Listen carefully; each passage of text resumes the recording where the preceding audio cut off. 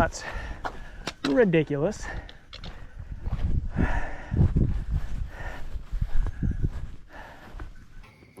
Okay, so I'm basically just gonna read my notes about what happened after the watch dies, after the GoPro dies, and I can no longer document my run. Because this is where it really takes a turn for the worse, and I mean, it's nothing short of the scariest thing that's ever happened to me in my life.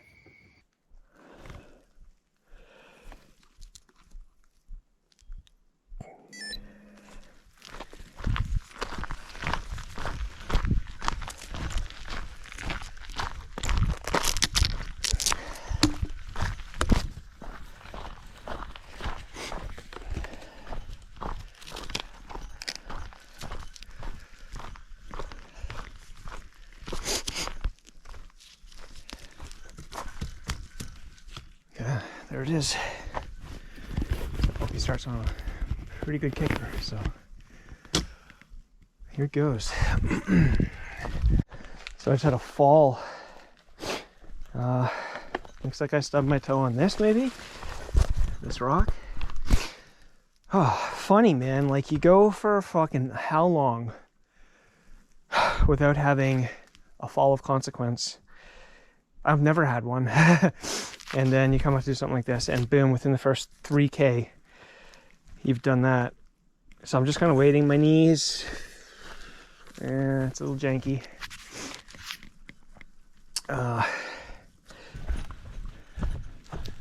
Fuck. So sick.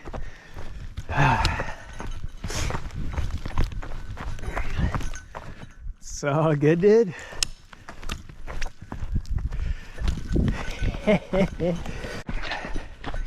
So this lake is where I'm going to make my first fill. I intentionally only brought one full water bottle to this point because I did not want to have a full pack and full water. But I guess that's the crack out there in the distance. How's it, Garmin? Yeah. It's easily done here. I got a buddy who's a paramedic, and we had to pull a guy off the top of the crack and carry him 3 kilometres down. Can you imagine? Yeah. Well, I'm supposed to be running the whole trail today, so... Oh, good luck.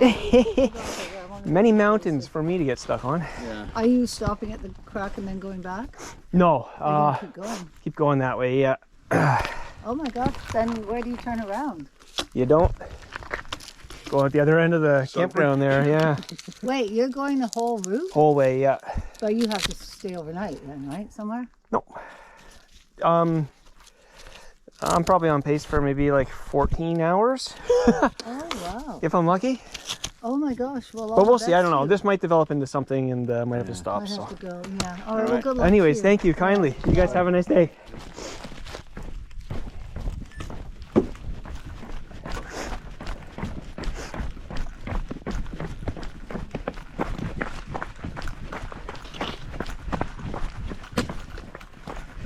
Why is my bear belt not bear belling?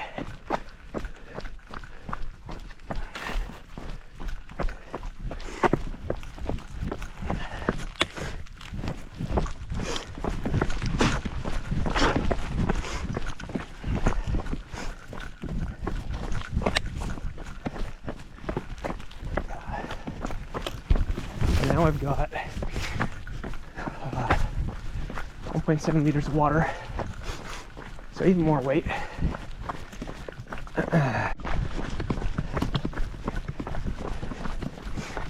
Alright, so got my glasses on now. The knee feels alright. It's my toe that's more of the problem. But I think it's just going to be a source of pain, which will probably just get lost in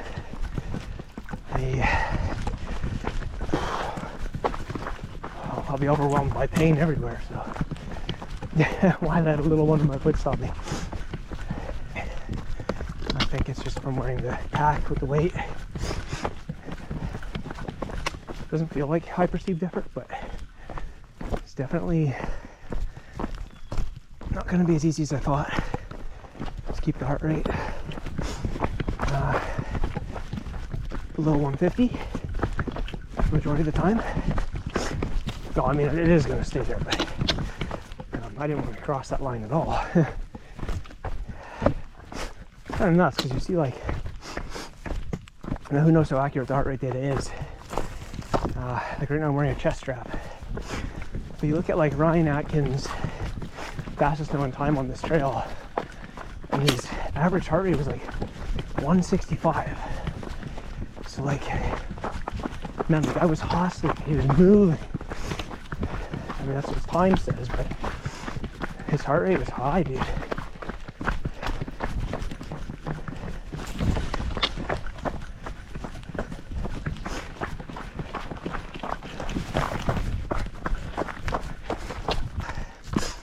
But I guess the reason is, what's dangerous to a day hiker going up to the crack is not the same thing as what's dangerous to a hiker who's doing the whole trail, right? Different levels. This little section here is just like a choose your own way kind of thing. As much of it is. Yeah, it's negotiating this technical stuff where I really feel my toe. But yeah, like I was saying, I kind of expect for something like this to happen. Maybe it's a blessing in disguise, because it'll keep me vigilant. Right? It could have been a lot worse. So pay a small price in the beginning as opposed to paying a big price where it really matters, where you can't afford to. So we'll see.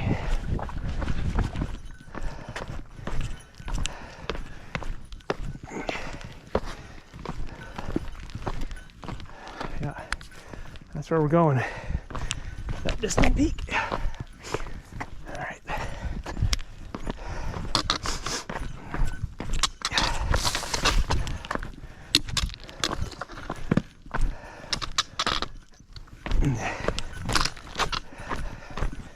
Oh, man, it was hard to see the signs.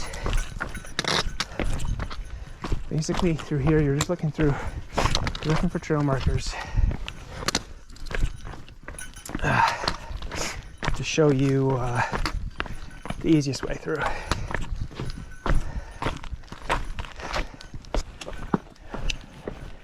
Don't want to get too far off here.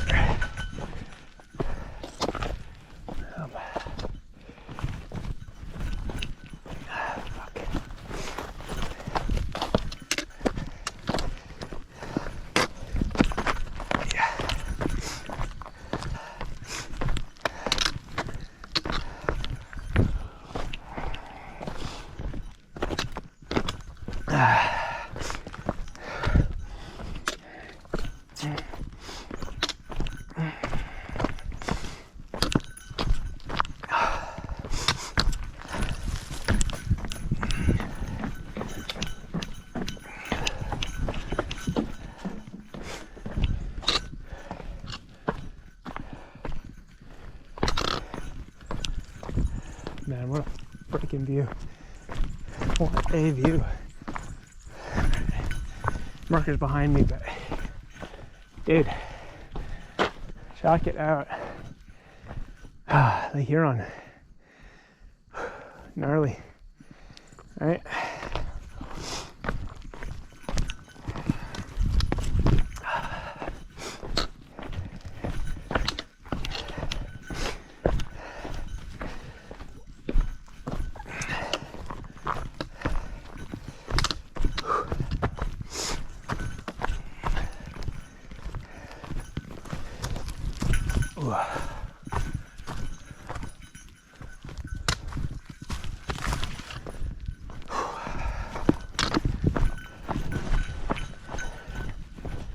I don't remember what these are called, but piles of rocks.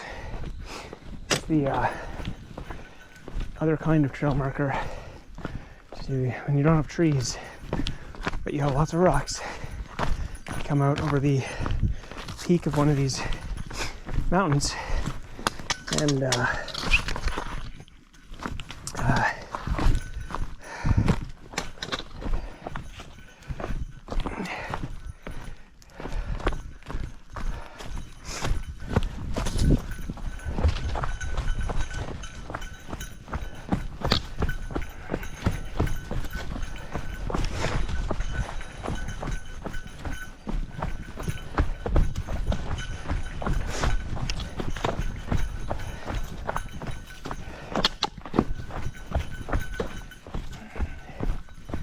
these points where it looks like the trail is going in that direction, but really it's a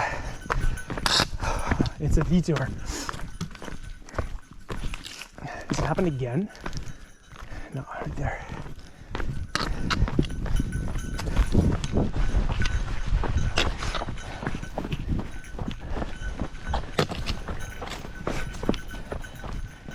So I gotta say, so far 10, so that was a 15-minute K.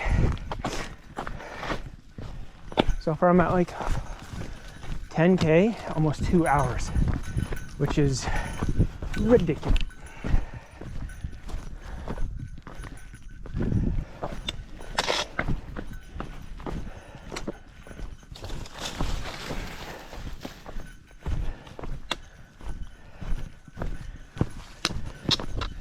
Eyes are just constantly scanning for any kind of trail marker.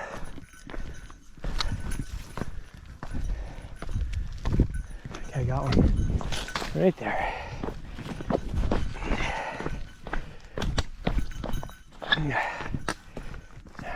Yep.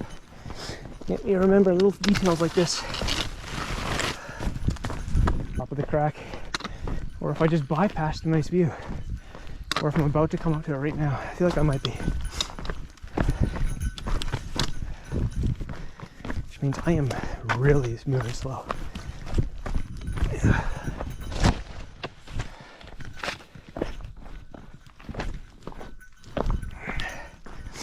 Yeah, fuck. Might turn into more of a 20-hour power hike than a run. There's a trail marker. We are on track.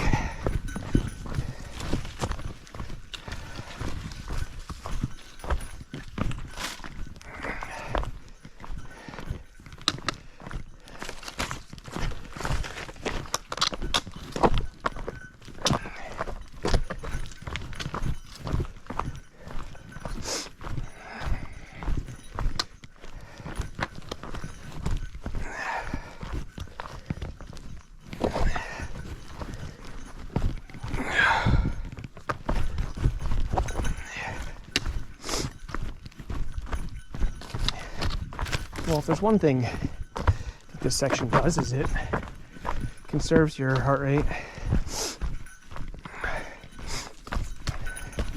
Can only imagine my heart rate's really low right now. But just demolishes the body, the legs.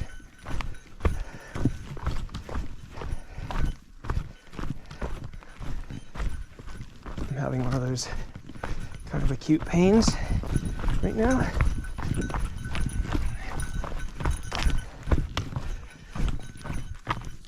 In my right knee.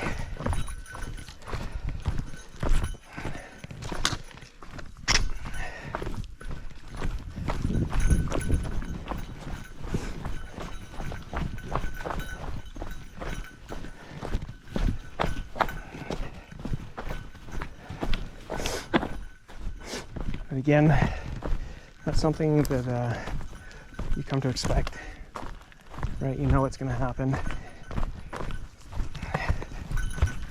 So it's more about how you react to it than anything. This right, I can't tell. The freaking glare.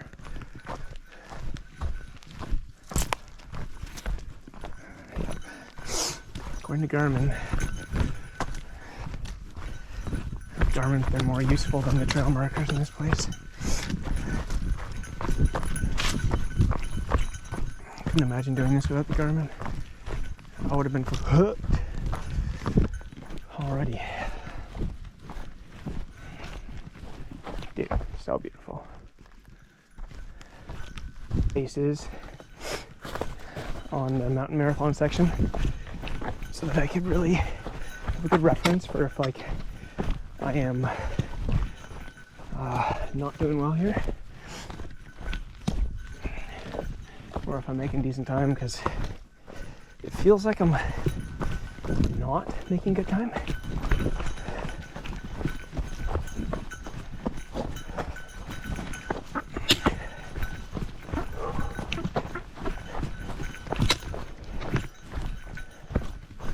Okay, there's a campsite. Pretty cool campsite.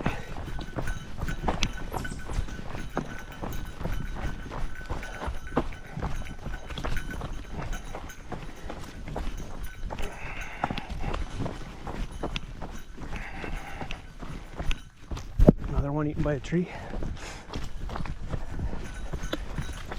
In other words, practically useless. And another campsite.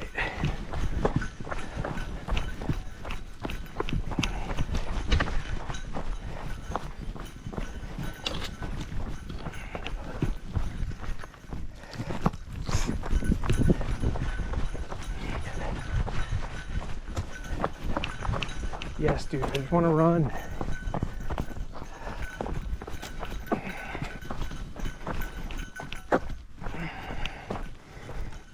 Top of a mountain.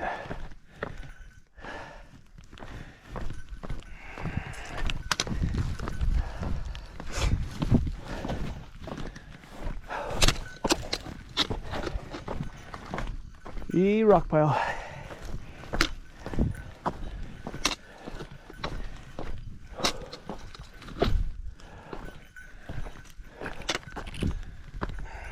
Okay, there's a bit of a trail marker in a tree there. Just a piece, little fragment.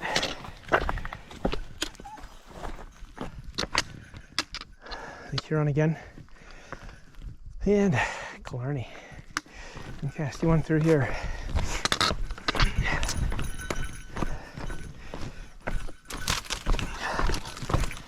Yes. Oh, the outfit. Eee.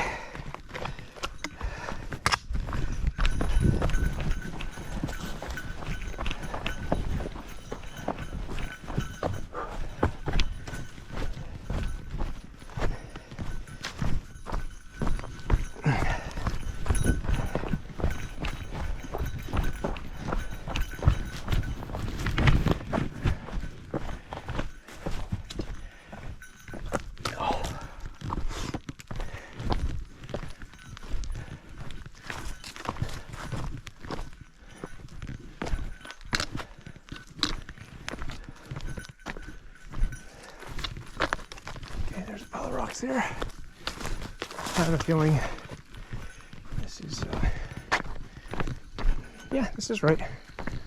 Dude, this view. So I have to, I believe, run around, I don't know if it's, I guess these mountains? Let's see. I feel like I remember this. Big downhill here. I'm not seeing it.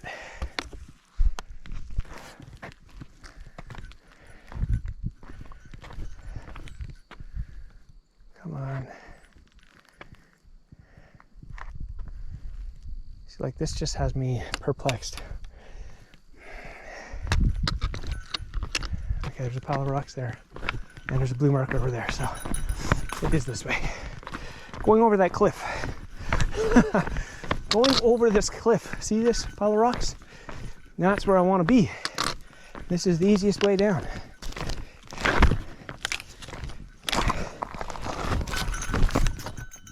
Oh. I had a rotator cuff injury, so my shoulder's jacked.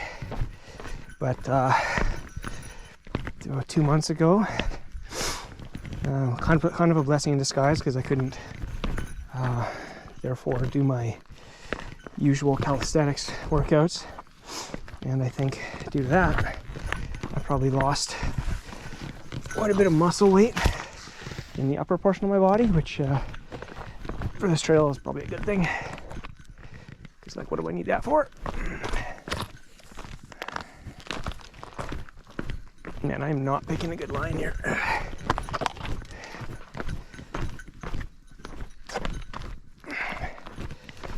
Ooh, yeah, the pain.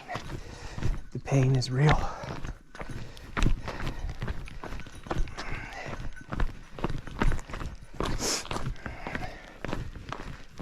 Yeah, I remember this. It's literally just you just go off a cliff. And I do believe it is right here. So you honestly wouldn't fucking know. I'm gonna look down there and there's gonna be a marker, yep. So this is basically a cliff. Ugh.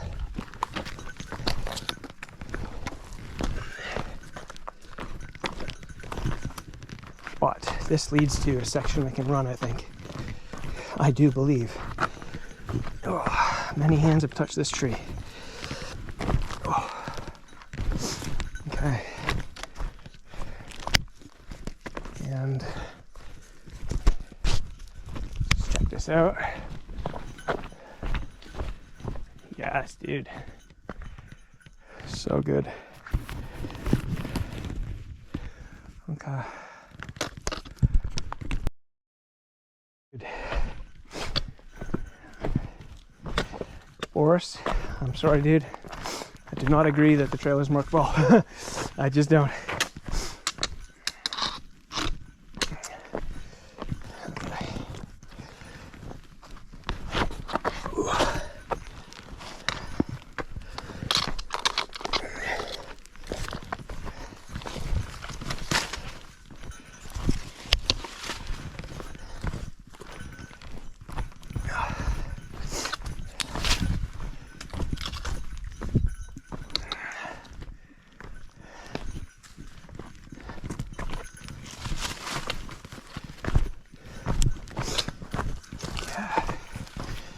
Nice little descent here.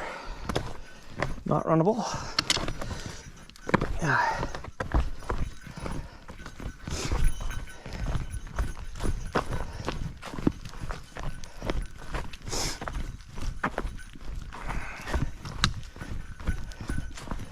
Like already my mind is making plan Bs. Like, okay, what am I gonna do? Gotta do the Silver Peak hike. And then get back to the campground. You know, what would that be? What would that be in terms of kilometers?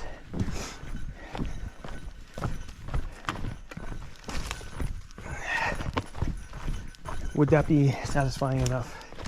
Would that justify coming here?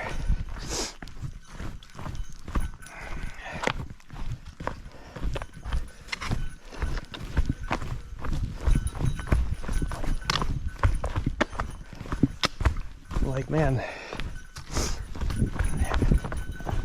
my knee just does not want to run even descents like this.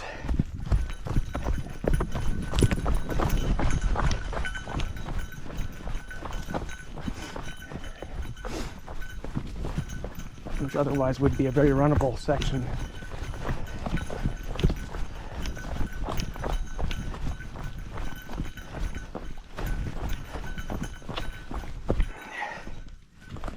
Right now I'm kind of moving at like a fast pack pace. Oh, looks like I go that way. Again, is there a marker? Well, there's one on the other side of the tree I can see right there.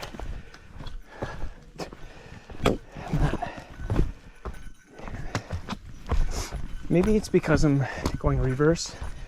They don't have it marked as well going this way or something.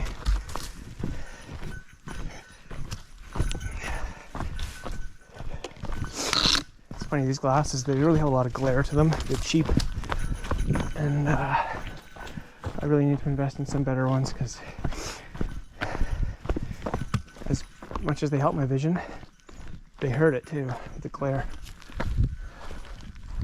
do not help.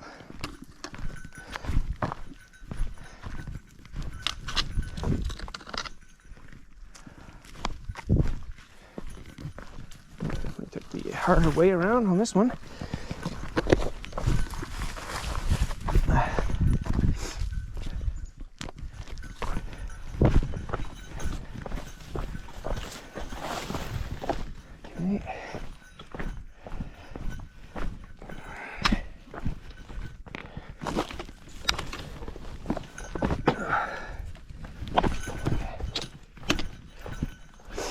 Crevasse. Yeah, I'm not going to be jumping over that.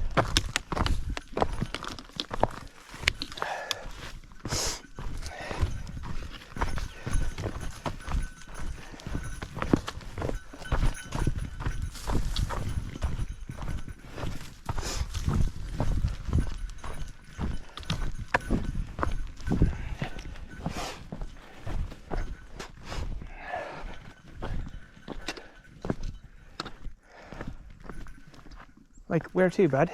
Oh. So I can hardly see that because of the glare. Man. Not good. I might have to lose the glasses. I think it's just because the sun is so low. And I'm going right towards it. So maybe this time of day is not going to go good for my glasses.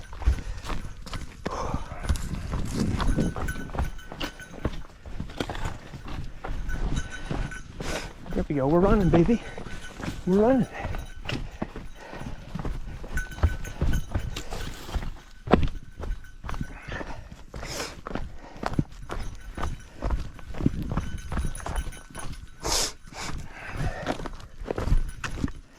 Okay.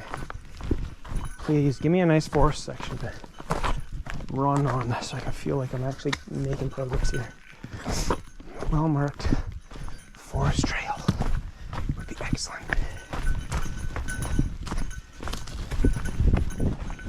Yeah, buddy. I don't know why I'm talking like that. I don't normally talk like that. Like this kind of adventure just brings stuff out of you from your past, maybe. From like a decade ago.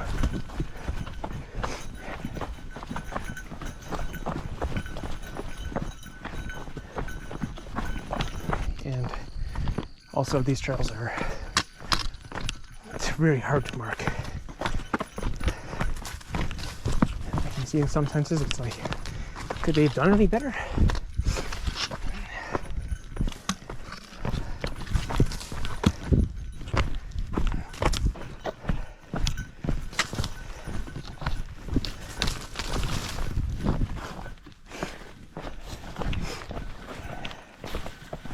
So I wonder what kind of pace the really fast guys did through this mountain marathon. Because, okay, there's a blue marker there.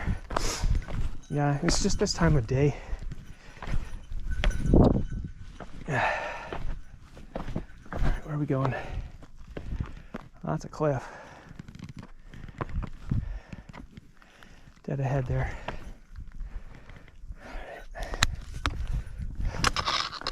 Yeah, that's a cliff right there.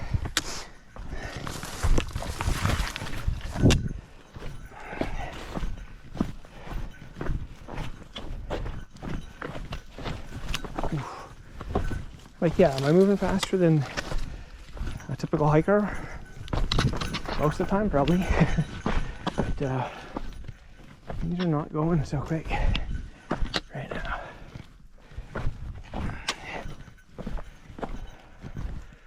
Okay, so I gotta get down there. This looks like a trail here.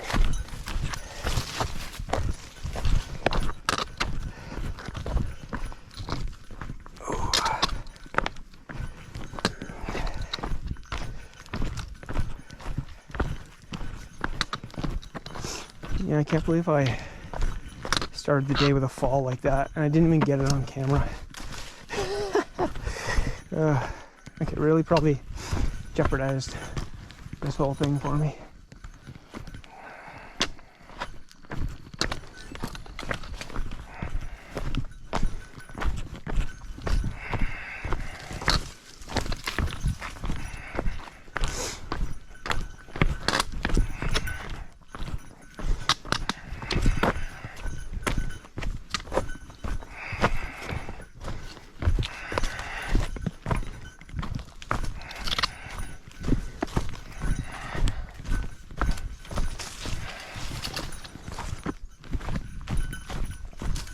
So 12k in. The last one was a 14-minute K,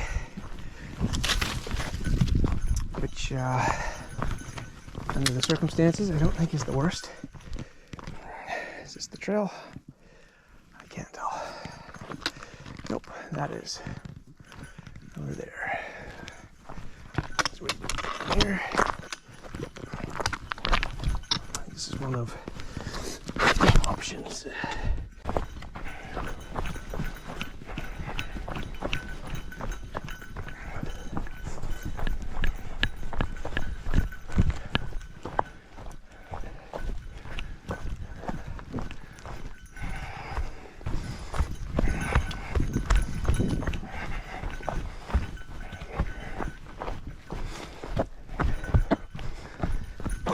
Whoa!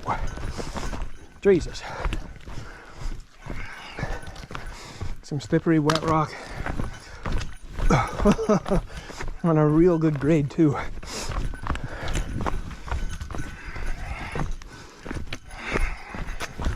Man, I'm gonna get jacked up out here.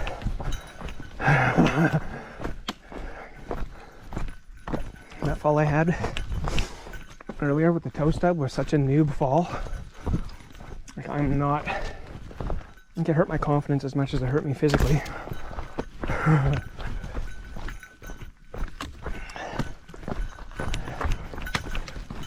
More sick views. We are. Eesh, climb up this thing just to go back down it. Dude. Alright, we got a cliff. I think I remember this. You and enjoy it a bit. So sick, dude. So we came from there, I think. Whew. Yeah. Gotta stay on top of my nutrition. We are back.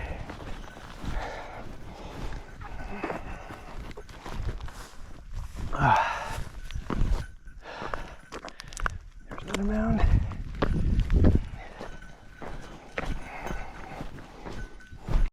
Okay, found it.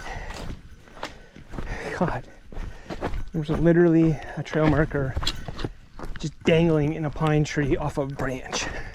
Like, I think it fell off and someone just put it there. Okay, thank you. God. So you can't move fast when you're not sure where you're going. It's like, fuck, it ultimately slows you down so much. Okay, so 14K, 13 minutes per K on that one. So, to be honest, I think I'm actually making decent time through this section, even though I'm getting lost. And yeah, there's a pile of rocks, so I can move from here to here with confidence. I see more over there than I got. Like, you could actually run if you wanted, right? Probably really stupid to do that. You will get jacked up running on this train.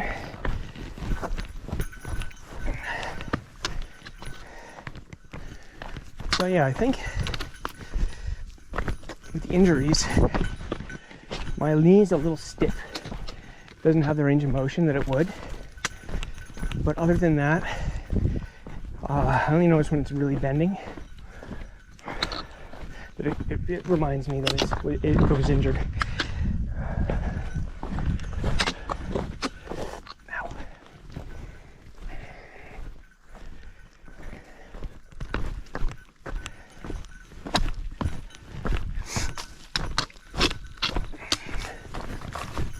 First hiker. Hello. Where's the other person? Pardon me? Where's the other person? I heard two people talking. Oh, just me. Oh. Yeah, Have just fun. keeping myself busy. Okay, so I just had to do my first swap out of the GoPro battery. And we're off. Pretty damn good. So if I can get most of this mountain range section, And maybe switch to my phone at the end. Problem is I can't really do anything handheld because my pulse. Yeah, so I think that hiker was like, this guy's talking to himself. Where's the other person? I heard two people. Nope. Some loser with a GoPro. It's cool though, because I think the time's just flying by, man. And I think that talking to the camera is really helping with that.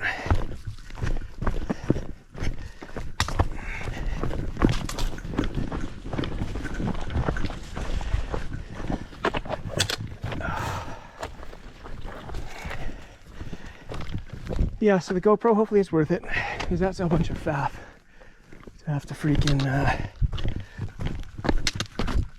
stop and change a battery. Alright, because the battery's in my pack. I gotta take everything off. That's cool. I used it as an opportunity to put that last bit of water in my filter bottle into, ooh, and there's a puddle. Are you telling me to go this way? I don't understand. I don't think you are. It's gotta be that way. I don't see anything. None.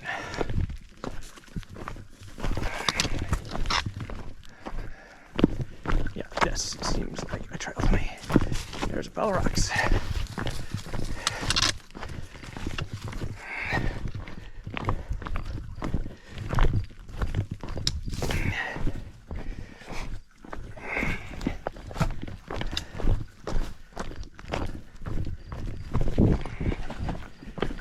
Want to run, dude. Can't wait to that back section. I mean, the mountain section's why I'm here, right? But you can run a section like the back section almost anywhere. But like, dude.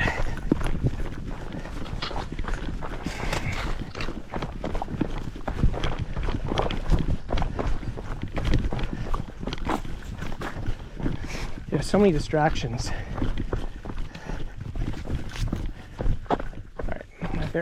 Bear bells no longer operating again. Come on, dude. Fuck.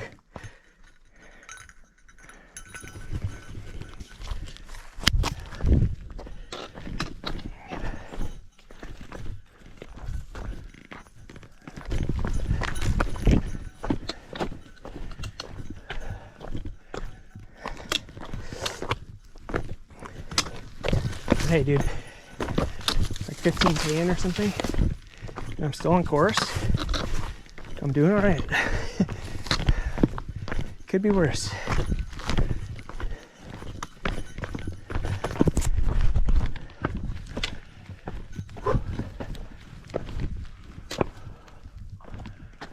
You'd think I'd get to here and have a clear view on the next thing.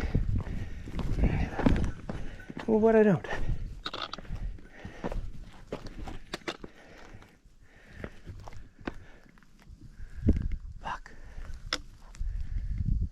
There's a little one there.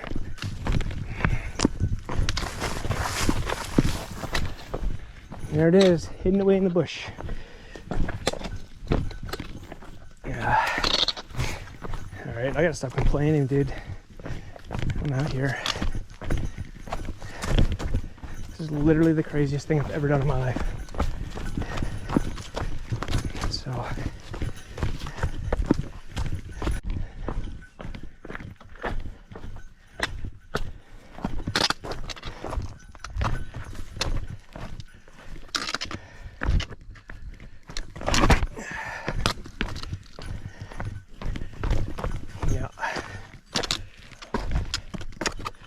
I was basically gone to unnoticeable when I'm doing stuff like this now.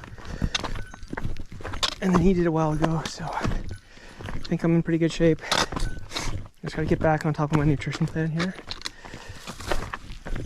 I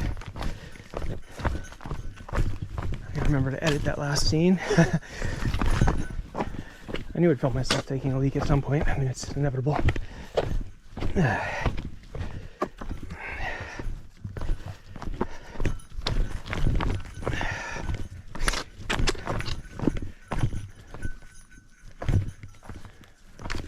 Is this the way? I mean, it clearly is, but like, where's the marker? So preposterous.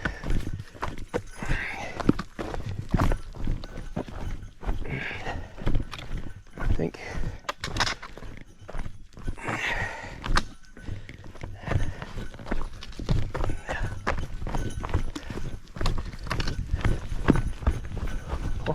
Oh. God. Here we go. Yes, this is what I want, man. I just want to be in the forest for a while. Give me a couple K of this. That would be excellent.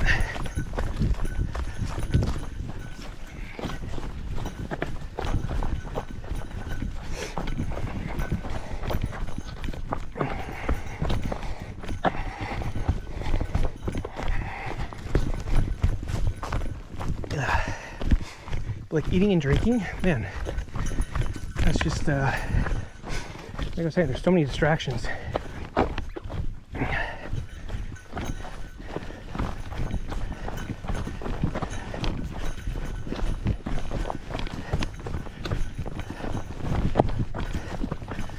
As Boris said, if it's runnable, you run it.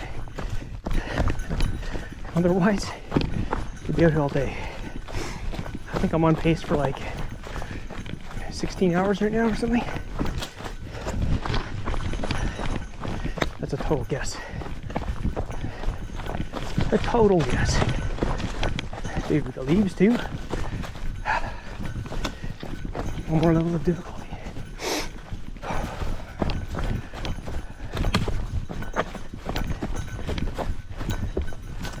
How you doing, buddy? Oh, pretty good, thanks. Oh, beautiful. Yeah, hopefully. Cheers, dude.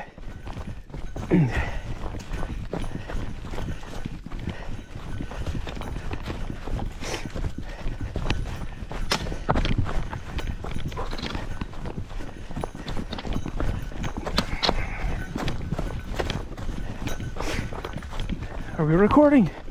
Yep. We are recording. So 2 hikers in the first 15K. I think as we get into the meat of the day here, we're gonna start seeing a lot of hikers. Because this is like the best time to be doing this. And it is a little hot seasonally, but people book this with the expectation of it being cooler, so whether they get it or not. And no bugs. I have not seen a bug yet. Not last night at the campsite, not here on the trail.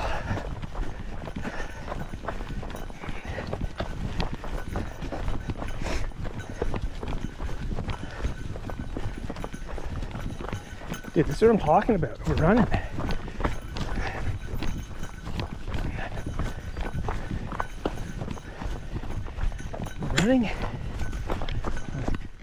Well, hopefully this video serves to show just how slow this trail is. The vert, the technicality. Heaven forbid you have to do this in the rain or something. Oh my god. You have 0 traction. You go so slow. That's one thing I do really have going for me is the weather here. The forecast was great for today. Like basically cloudless all day, clear skies.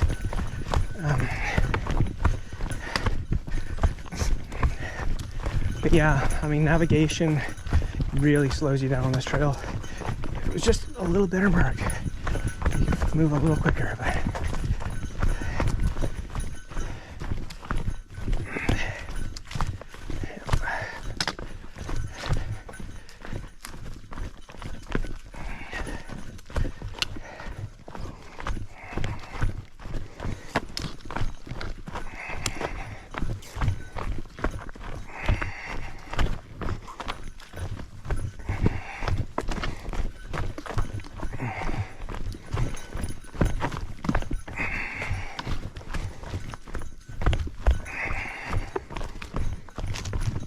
the next water source I gotta stop.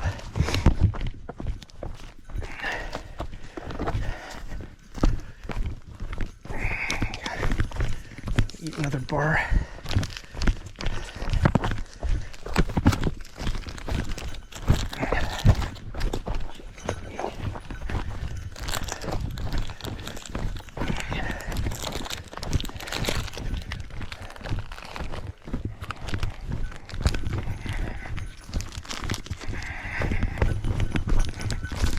Hit the whole thing and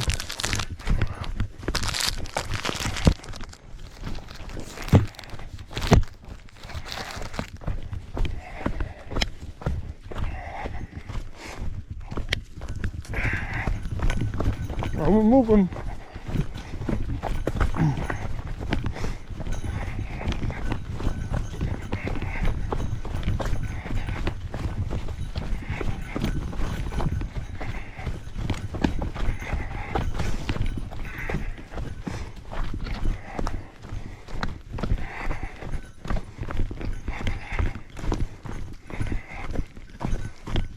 Okay, so that's some wet rock. We're going basically straight down. Whoa. Okay, the rocks are really slippery. Keep that in mind.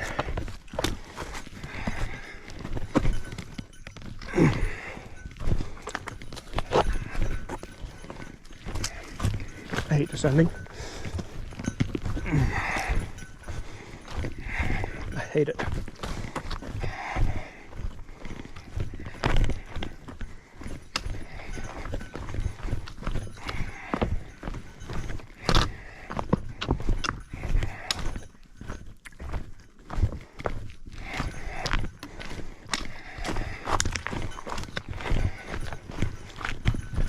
Okay.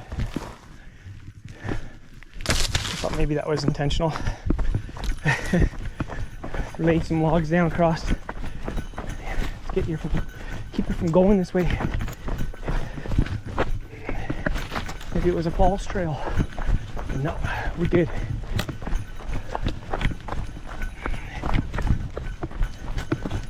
All right, we're moving now.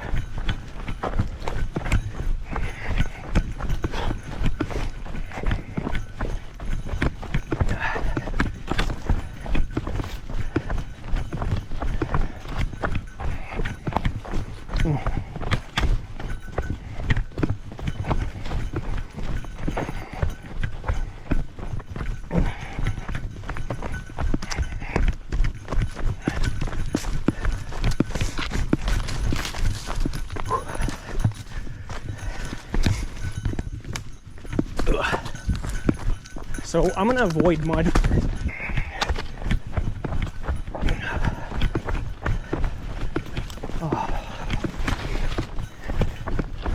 Also, it's a really cool, it's a really good cooling effect if you can actually get some speed. Like I said, it's actually getting pretty hot. It's gonna be like close to 20 degrees.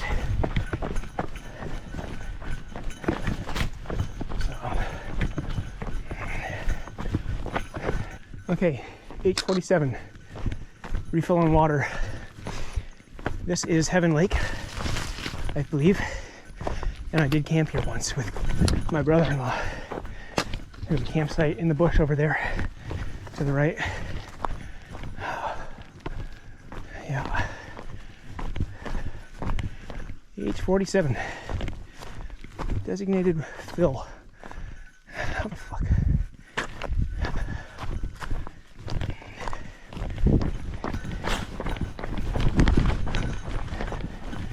There we go.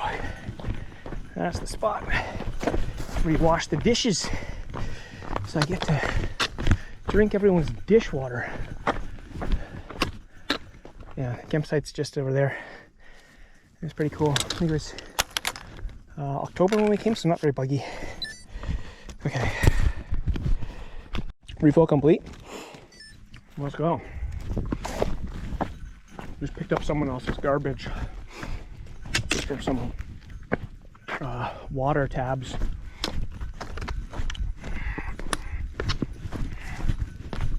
How do I get back on the trail here?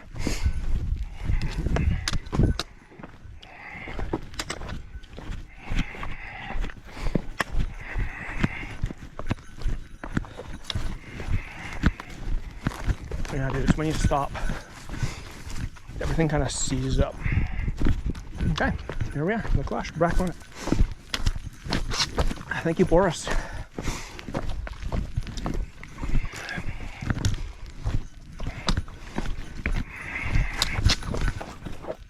Yeah, so the knee pain's just gonna come and go. The toe, it's just superficial, it's just pain. It's not broken or anything, I don't think. It's just jacked up toenail, I think. Maybe broken skin. There's a certain amount of stuff like that you just have to accept. It's just gonna happen.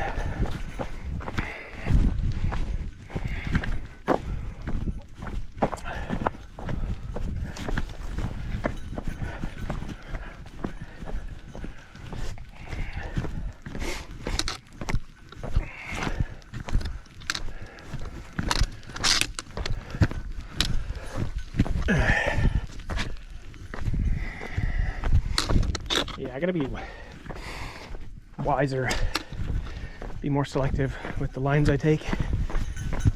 It's like, it's one thing if it's just one thing, one time, one route, but dude, stupid decisions add up quickly.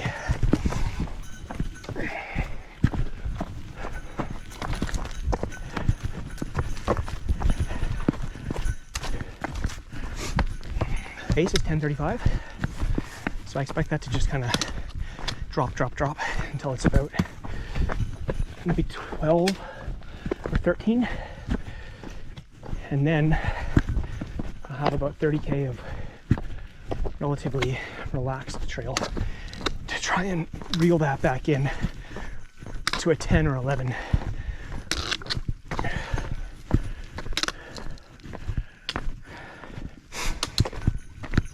I'm really not good at navigating this trail, to be honest. I think that's going to shine through in the video.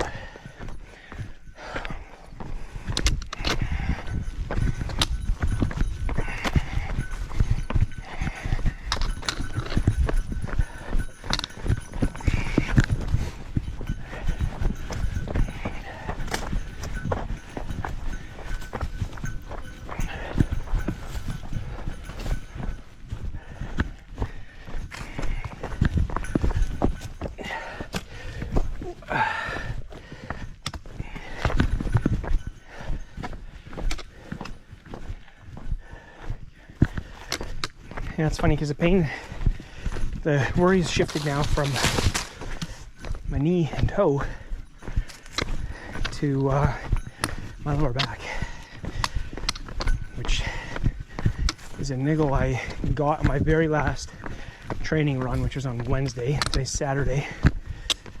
So I'm hoping that the intervening time there would sort that out, and it did to an extent. But to be honest, the long drive yesterday to Milton, that had me worried. And then it was flaring up again yesterday on my drive up to Killarney. That also had me worried. But I did some yoga yesterday on a ridge at the very start of the trail, which was awesome. But and that helped. And I basically haven't been worrying about it until now. But again, I don't think this is a problem for a little while, knock on wood. It is something I was expecting to have flare up though. No, dude, we're going now. Average pace, 10:30. We're doing it. We're here.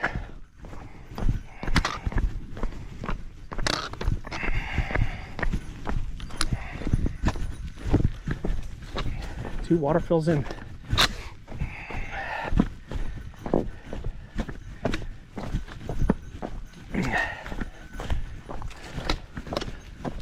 I started with one bottle, 600 ml, and then that lake, first lake, at the bottom of the crack. Did a full 1700 mil fill, and then again at H47 Heaven Lake.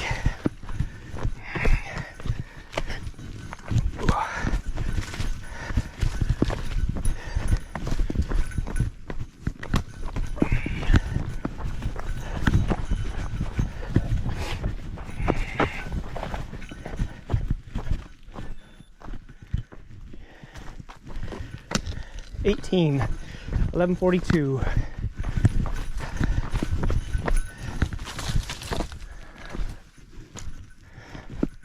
Not the worst. God, so you come up to some sections and you could easily go 2 or 3 ways. Like they all look equally promising.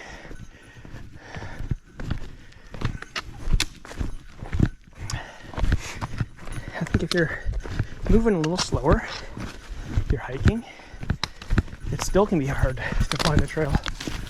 But when you're at a little bit more speed to it, it's like really difficult sometimes.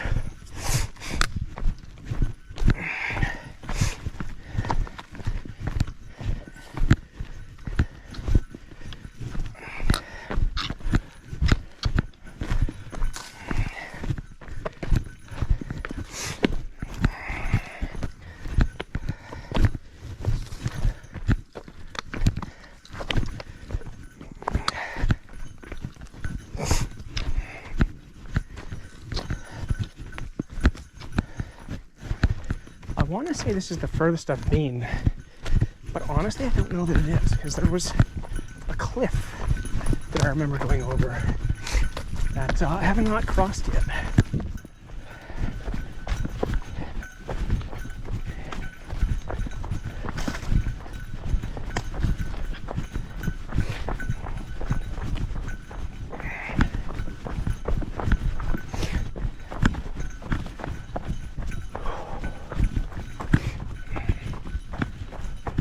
Not all like this, thank God, but probably half of it is like this.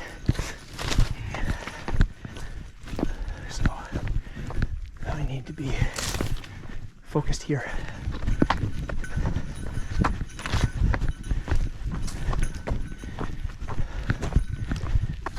I look down every once in a while and just make sure the camera's filming.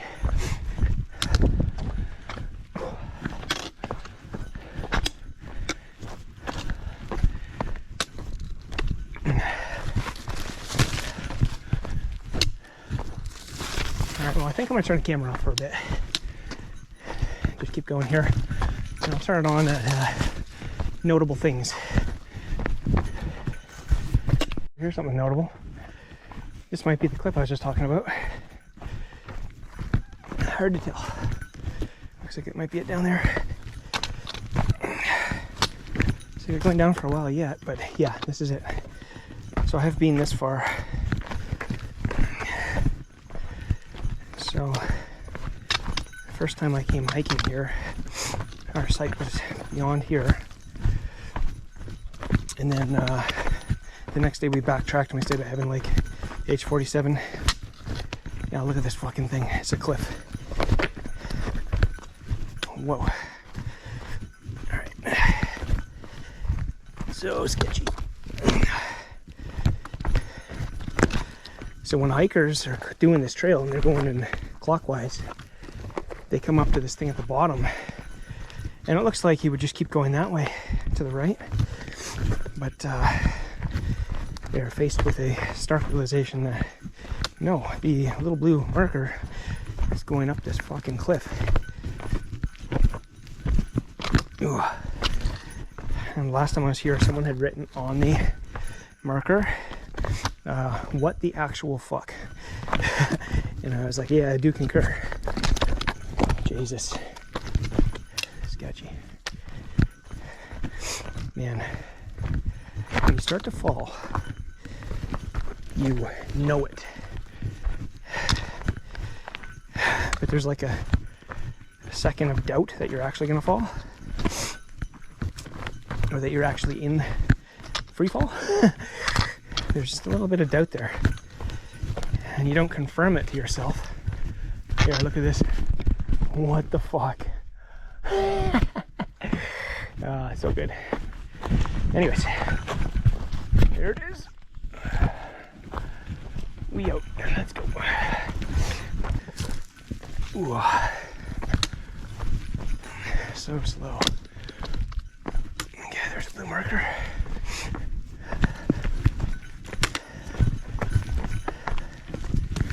What am I at? 2 hikers? 2 hikers. Okay.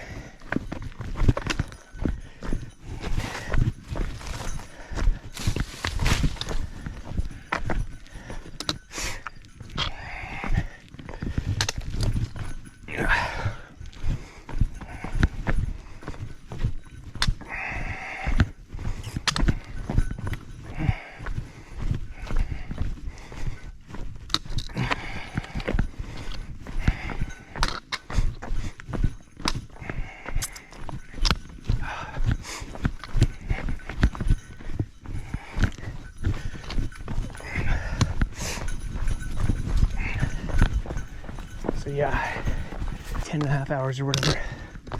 Just wild. All right, where is it? There it is.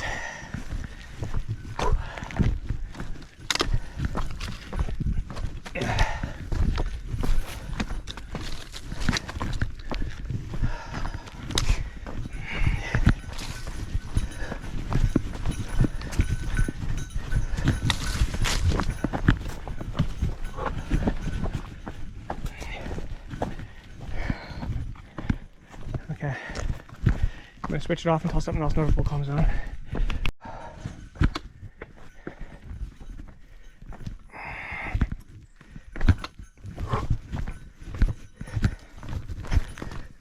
Sometimes I feel like the poles are offering a false hope on sections like that. Dude, yes, this is what I'm talking about. Let's go. So good.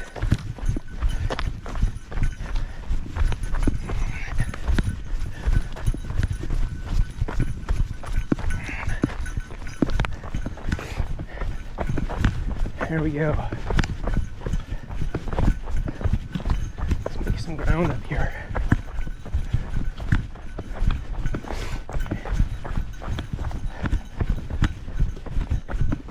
Honestly, I went so slow for the first 10K of this thing.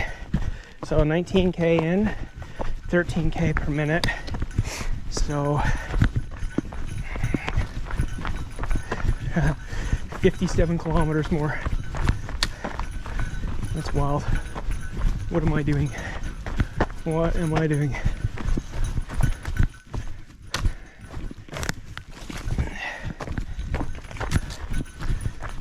Feeling good. You know, I've had a fall, but feeling really good. Aerobically, it feels totally untaxed. I feel like I've spent more of my energy trying to navigate this trail than actually run it or hike it.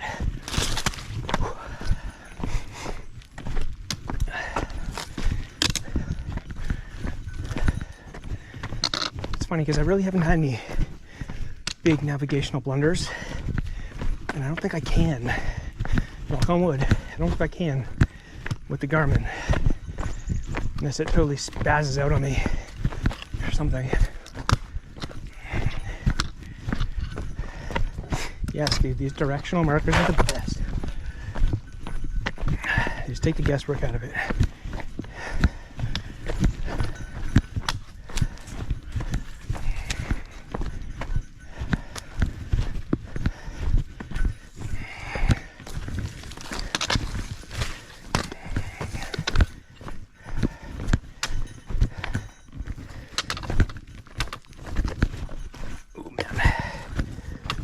The poles keep getting caught in rocks and roots. Super sketch. We really don't want to break one. I'd have to just ditch them or something, I don't know. Would one pole be useful? Maybe.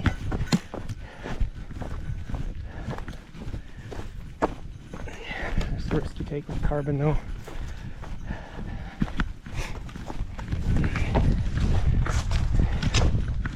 I really feel like what I need to do is worry not so much about running. I'm getting stressed out that I can't run, and really focus my efforts on power hiking. So that's confusing. That one points that way. That one points that way. That must be for them going around the bend. So let's go this way. Yeah. Little things, little details.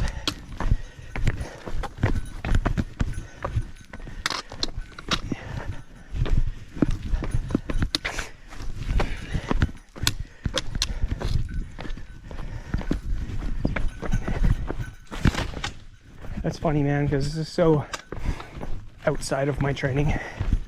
So not what I train for. Like going to my local trailhead and running 6-minute Ks for 2 or 3, 4 hours. I mean, I'm great aerobically right now, but this is just a different kind of beast. It's a slow, plodding, navigational hellhole on just super haphazard up-down terrain.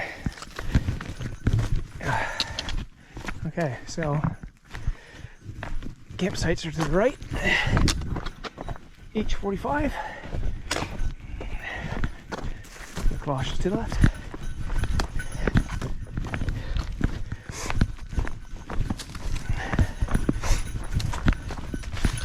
I had to stitch these tights up. I literally put them on for 2 runs, a little over 50 Ks, and they ripped in the crotch. And I will mention the brand's name, Compressport. I have some triathlon shorts from them, and they've started to fall apart after the first use too. So I don't know, they have like a huge quality control issue. It's really not good. But hopefully they've solved that and they don't have that problem anymore, because we're on their website, it says 2-year guarantee. Like, maybe a 2-use guarantee? Not even. Not for me. So I had to stitch these things, and so far they're hanging in there. Thank God.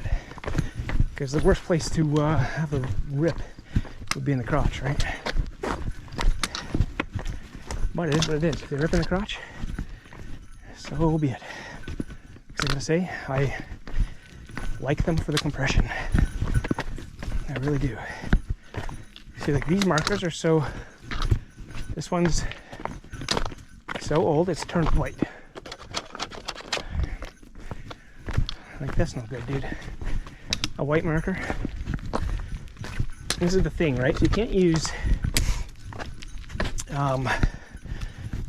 reds or yellows or greens or oranges with the typical kind of hazard colors, catchy colors, because the leaves change color and go through that spectrum of change, right? So, fuck, where am I? Yeah, I'm on the trail. So you got to use blue, and blue's cool, but not these ones. They're awful. And just such a slow section. But like, man, you can't run this. Okay, here you can. Like this? No, you're not running that. Just jagged rocks. If you fall in that, oh my god, it would be a horror show. Yeah, I'm totally gonna break a pole in this kind of terrain. I keep getting them caught.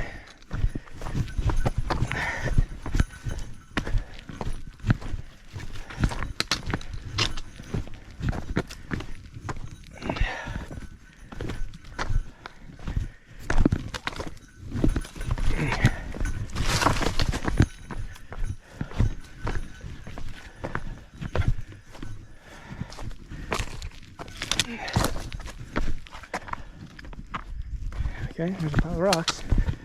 Apparently this is it.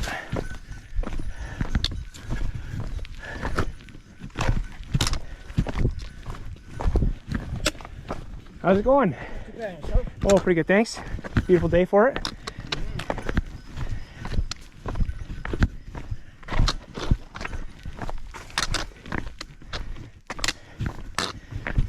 So there's a guy running the trail. He's actually running.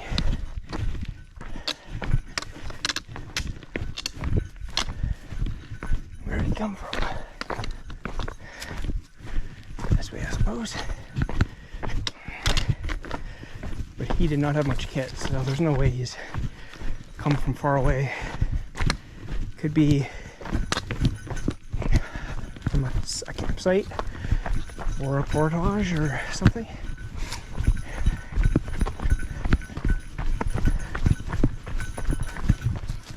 Nonetheless, cool to see someone running like that. Alright, dude. This is the view. Alright. Look at that. Whew. And the colors too. Oh man. So sick.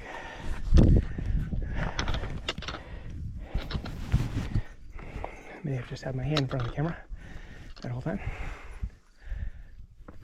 Okay.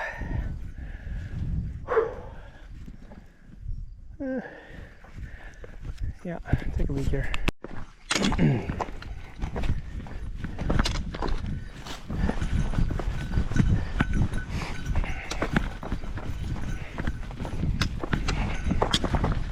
Okay. This is sort of runnable.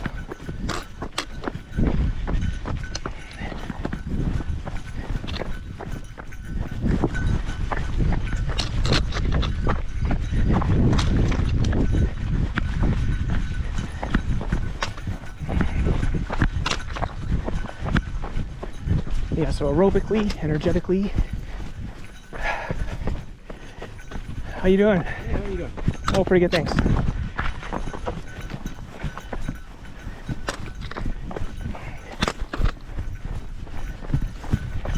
Feeling any fatigue yet? Okay. Where do you go? That's just what did it. Just about heard the curb and snap there.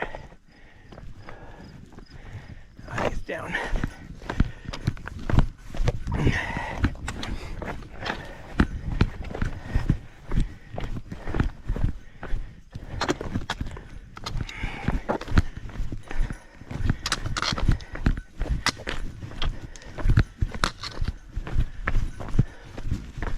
Yes, blue marker.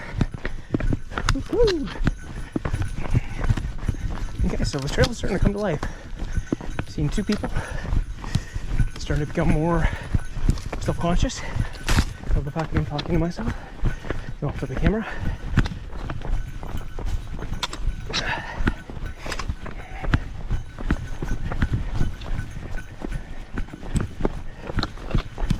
Yeah, I wish I had a better idea of whether or not I'm taking this way too slow.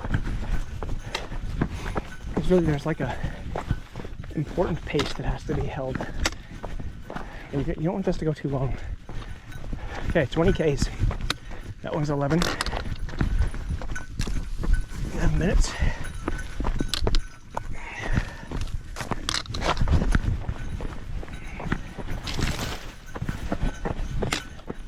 So, yeah, barring injury between here and the point of no return, I will be doing this full trail.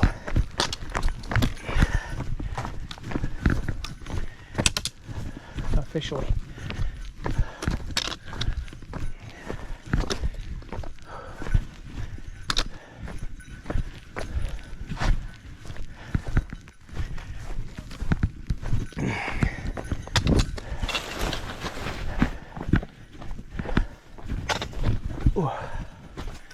Like, how is there nothing marking this? This is the trail. Is it just like it's too obvious? Or is the marker, the signage fell off? What's the deal? Okay, here we go. 4 minute K.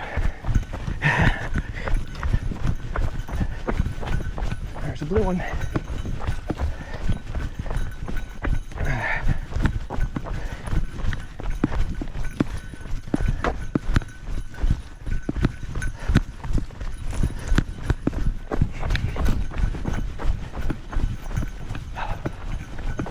Yes, feels good. Feels good.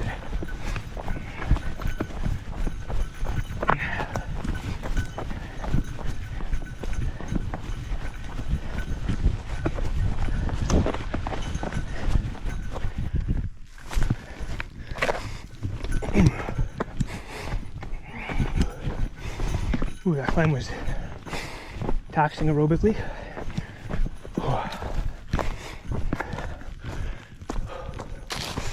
And we ain't done yet.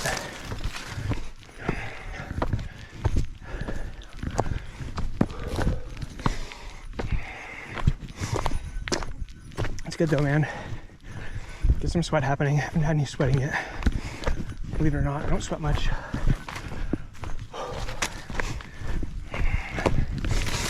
Yeah. Okay. Silly view. Dude. So sick. Oh, that's a mess. Look at that. Speaking of silly views, look at that.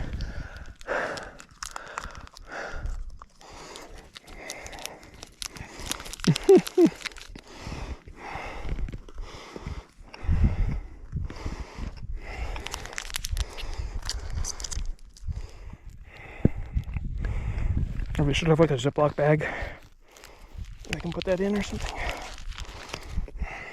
Okay. Carry on.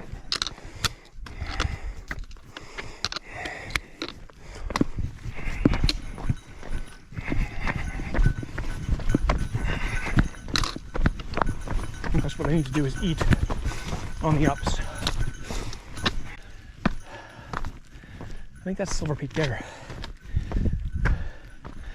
Means I'm going this way and around it. It's wild. Absolutely preposterous what I'm doing.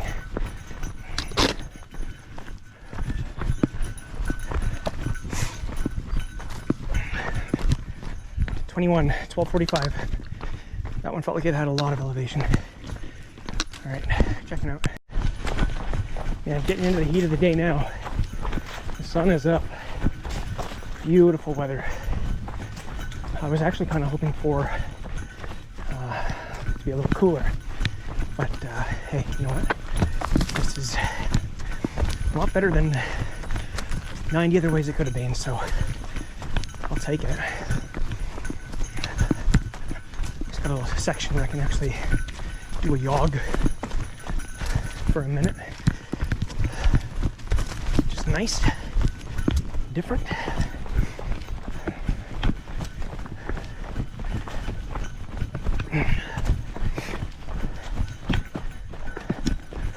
See, Garmin gives you little notes. 33 meters, you're making a left. Good to know. And okay, I'm going left right now. Yeah, that's cool. So I don't know if it like goes by a certain degree of angle. It's like, oh yeah, it's okay, that's over 20 degrees, so that's a notable turn, so we will notify you of it. I don't know how it works, but pretty useful.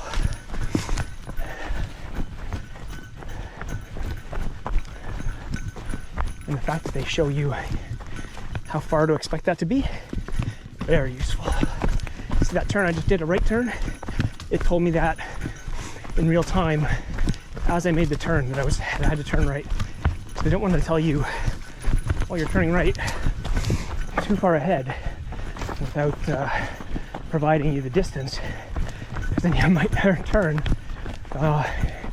listening to it if you think it's infallible. So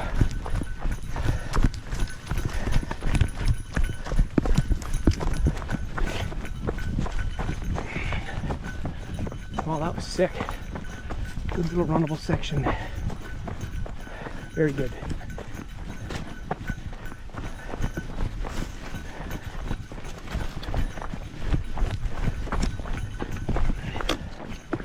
So, a half marathon into this puppy, about 12 technical mountain trails, or kilometers. Feeling pretty damn good so far. I don't think there's a good way to do this.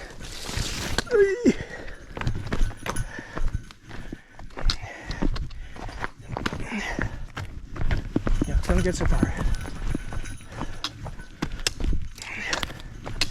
Things are going well. I'm just slow. That's okay. If I can run by the time I get through the mountains, man, am I gonna run. I'm gonna put down that last 30K.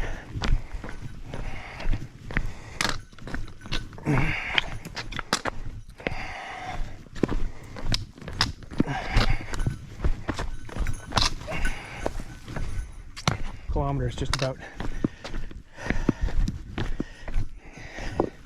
Average heart rate 148. So higher than I'd like, admittedly. Higher than it should be, undoubtedly.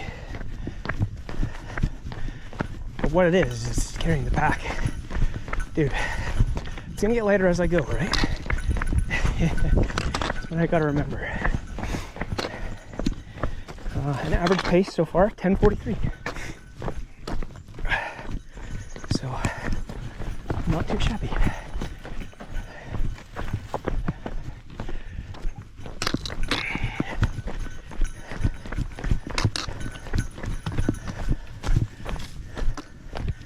Not the worst. God, man, I get talking away and then I go, is this camera even on? I gotta look down and check it. Probably gonna take my next spill doing that because the thing flashes a red LED. So if I look down and it's not on, then I've got to look at it for another 2 seconds before the light comes on again. Just enough time to be a huge consequential distraction.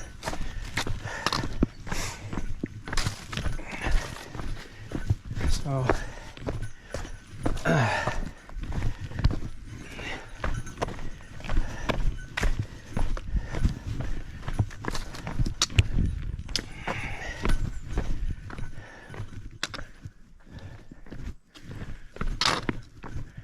well, this is one of those points where I'm like, where is it? There it is. Little piles. This must be it. Yep. Bingo.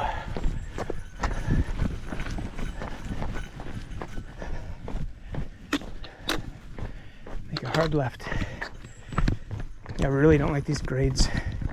Sorry, Nike, but your shoes have awful traction. I love them, but traction, awful. What are we doing? Going up this thing? I think we're going up this.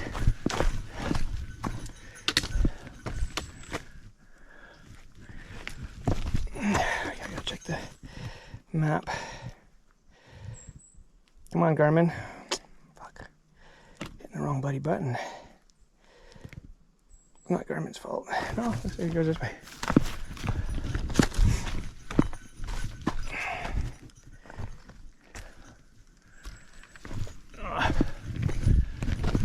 I think one way or another I'm going up this.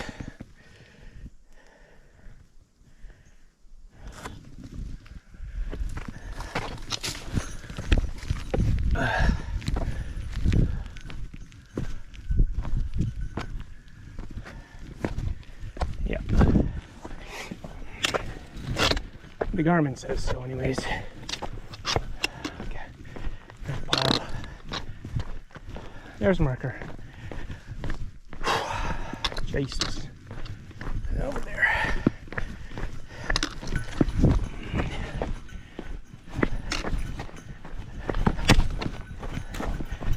That was a toe stub saved by my balls.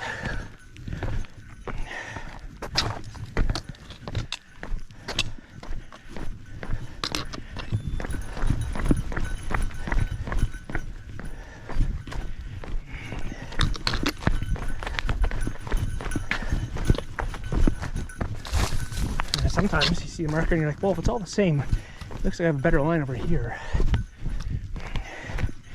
But you don't know that it is all the same. Okay, there's the marker.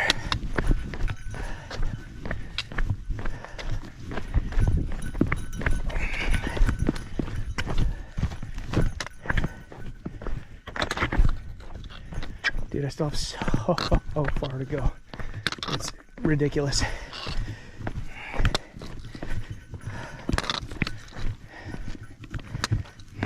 But I knew this was ridiculous from the get-go, right?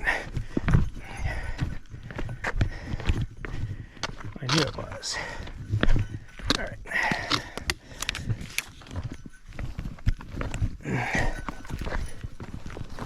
Oh.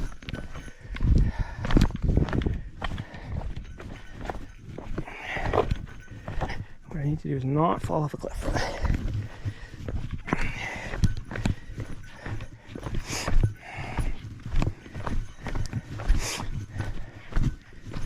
Oh man.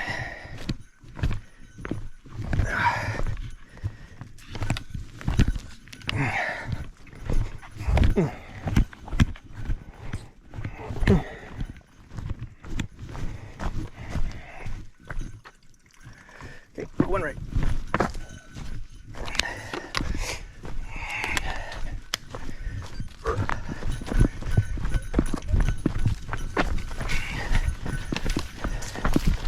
Barbells, barbells.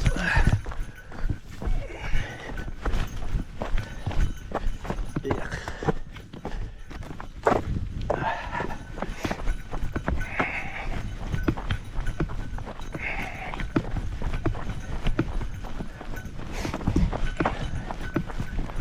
Back. If I can get up to speed, it goes away, it feels a lot better.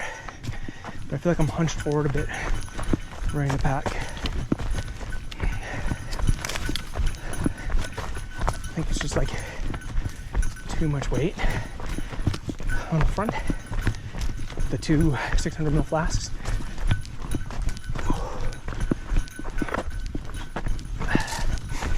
Oh, well, this is nice. Let's go. Let's go.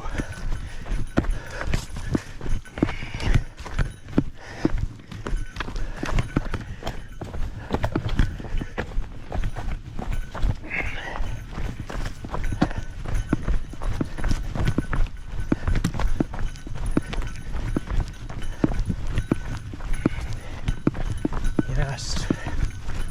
Why can't it be like this? No.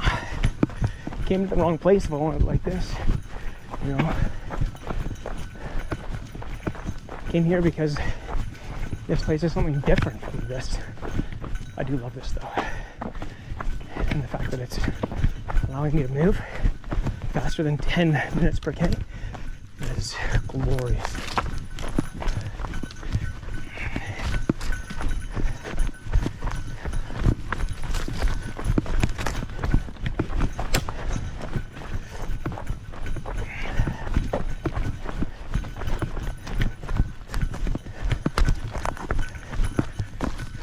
I'm talking about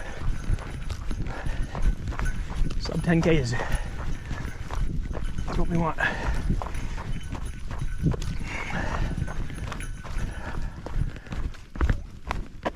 Ooh. I'm up next to this giant cliff. Yeah, I think that's kind of notable.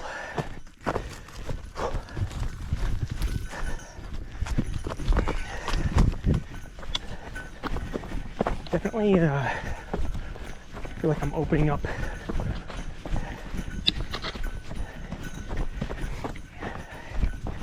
Like I'm warmed up at this point. I am warmed up.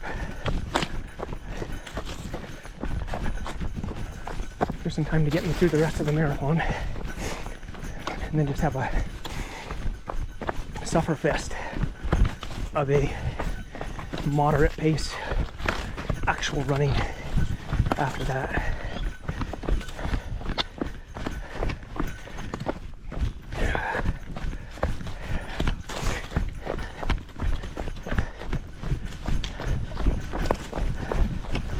Oh yeah. I'm moving.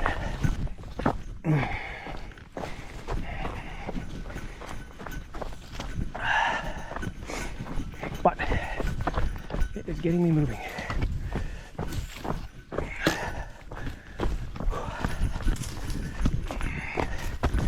Again, nice cliff on my left.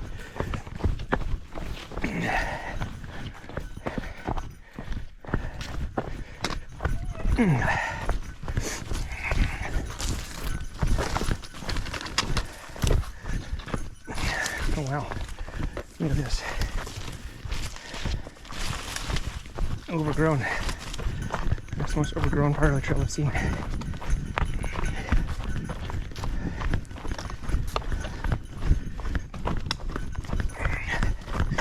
Okay, so this K is going to be a fast one. What goes up must go down, right? I'm not bombing the descents by any means, but definitely taking them faster than I am the ascents, as one would. So, and this is where the poles really come in handy, giving me a lot of stability, a lot of support, a lot of confidence, taking away a lot of that pounding, running down the descents.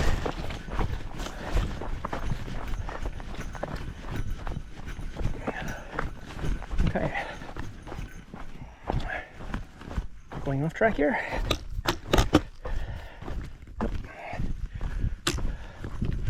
This is the way. Mandalore.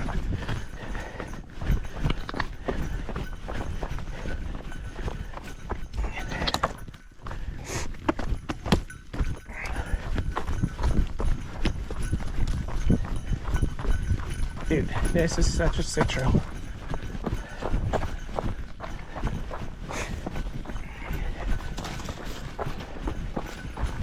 Made it this far. Basically no worse for wear. My toe, I don't even feel it anymore. The knee just feels like basically, when I get a good pounding through it, yeah, I feel it, but hardly even thinking about these things. No real suffering has begun yet. Nutrition plan, I think I've caught up with it. To be honest, I'm not keeping track. I'm just shoveling this stuff down my throat.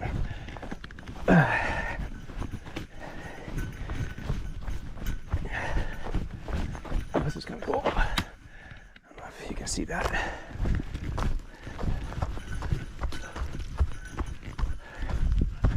Okay, blue marker, here we go. I can run. Okay. There's a campsite here, yeah. Nice one.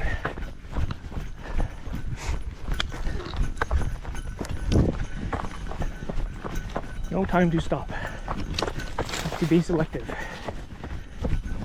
because I will not get out of here in a reasonable time. I'm not more selective with what sights I see. Thank God for this runnable track though. Thank God. This is gonna be a fast K.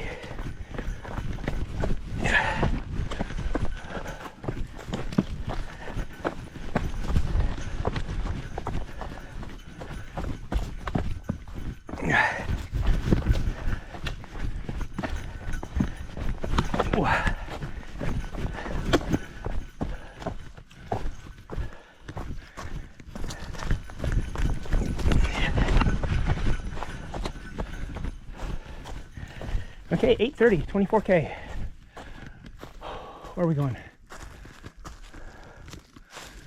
Up there.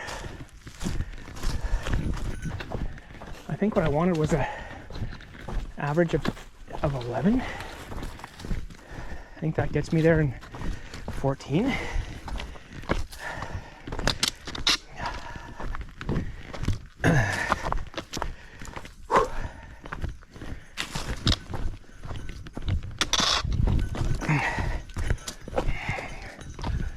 Nice.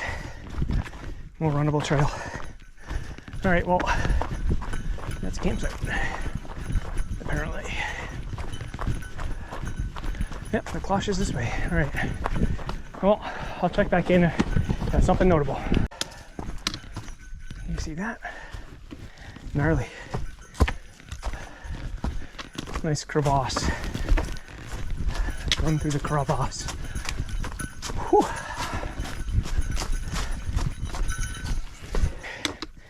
The trail. Yeah, I am. This is off the trail. Fuck. Looks like it goes this way.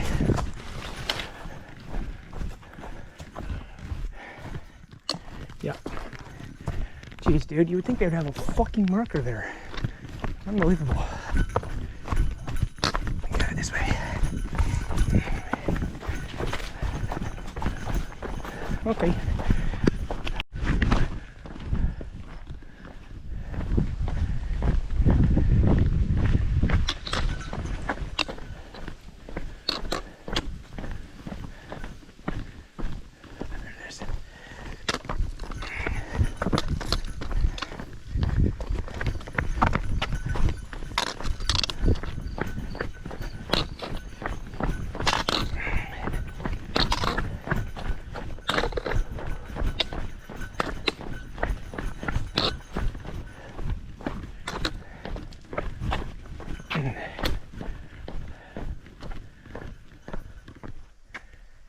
No, that way.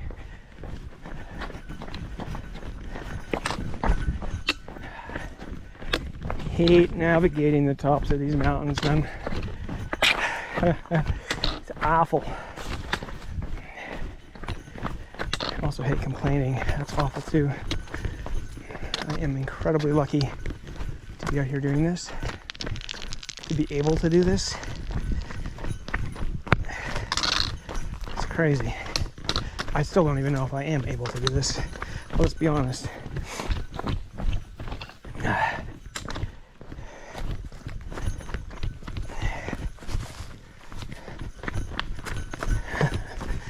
Really don't want to slide and land on my butt. When I was hiking here, I had that exact same thing happen. Slid, fell backwards with all the weight of my pack. Luckily landed on the pack. So it totally braced my impact, softened my impact for me. Don't want to be doing that with this pack though. Just got some sugar in the back, so, and some pitas, which I have not started eating yet. So far, all sugar, all made good. A few Sour Patch Kids, some more sugar. That's the diet so far. The nutrition plan, rather. Not much of a diet. The Durian Rider diet, I guess.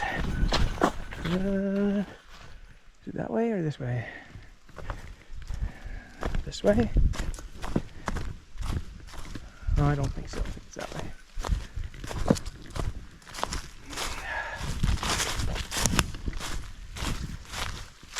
This has got to be it, right?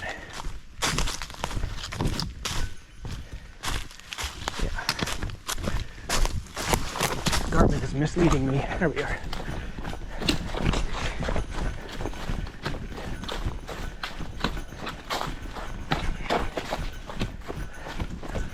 Okay, there's a creek here. I think I'm good on my water though.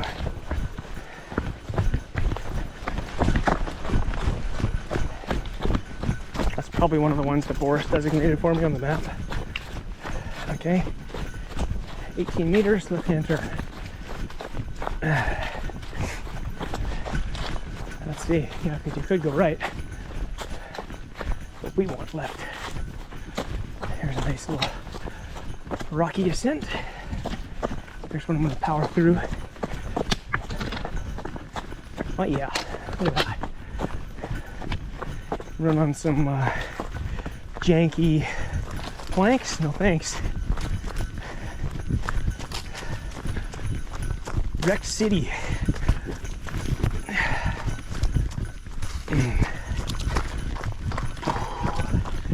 Yeah, getting our cardio in today.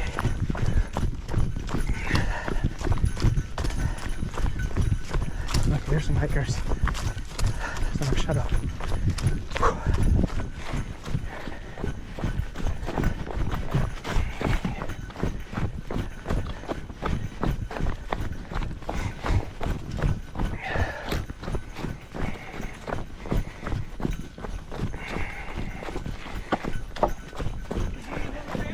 Hello, how we doing?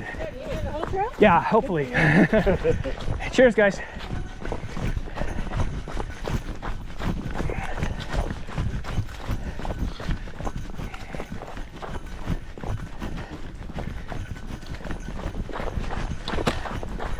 Yes. This section of trail, I believe, is at the foot of Silver Peak. I ran this section by accident last time I was here. Came in from David Lake Portage and ran up the mountain, and accidentally on my way back got turned around, started coming down here. I was like, I don't recognize this. It's really flat. It's kind of a portagey part on the far east side. But man, if I visualize the map and think about where I am on it, that's painful. Feels like I'm not very far, you know. But look at this. This is easy running, right? 2K before my right hand turn. 2K of this, I'll take it all day. Let's see, what are we getting? 525K on the trail. Boom, 520. This is how we eat into the average pace, which is now currently at 10:30. So, I don't know, it might be like a third done the mountains. We got a whole bunch of slowing the pace down again to come. Yeah, dude. But it's at 530Ks. Feels like the first time I've actually ran all day.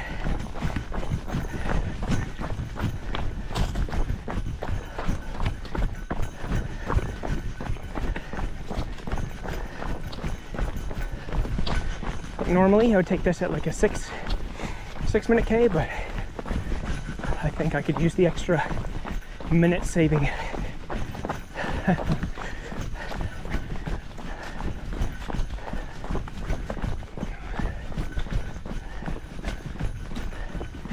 Besides, it just feels good to actually stretch the legs, actually get some running in.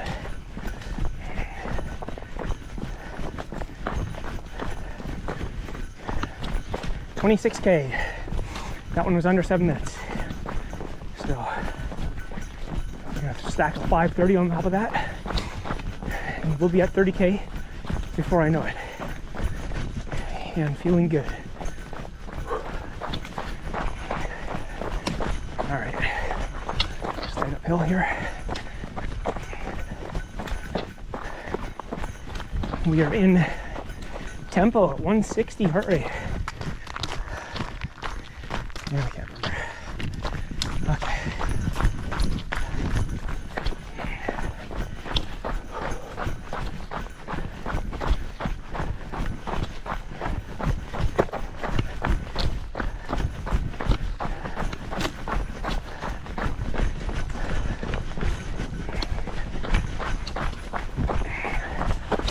All right, I'm gonna stop filming this. This is a boring section. I remember this section here from doing my run Silver Peak, so I'm gonna come up on this one here and go left, and it's actually fairly runnable but very rocky and open, so I think if anything I'll be slowed down on the navigation front. I was just able to get in a couple quick kilometers on that relatively flat section.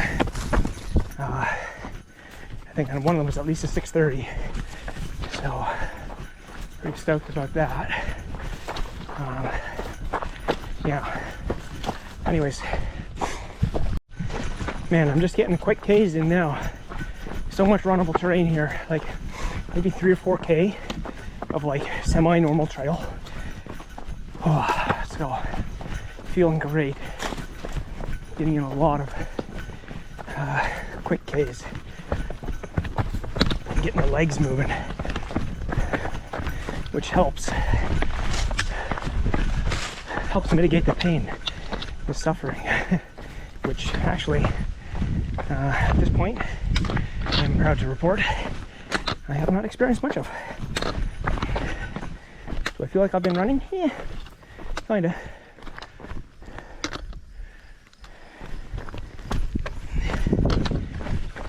Okay, there's a marker. Oh, this is kind of cool, isn't it? It's so hot in the sun now. Dude, this climb is killer. It's in the sun too. So it's like, yeesh, double whammy. Holy shit. Holy Mackinaw. Fuck. Alright.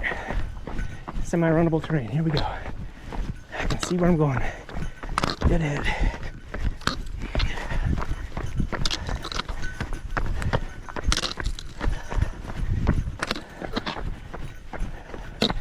Got a rock in my shoe, but they seem to have a way of working themselves into places where it doesn't really matter.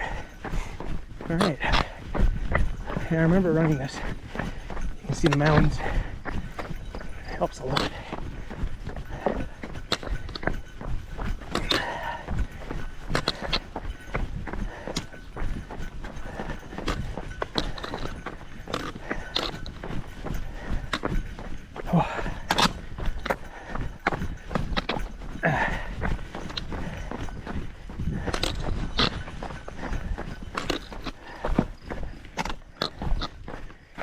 Alright, well, I think I'm going to sign off here. Got to pay close attention to what I'm doing.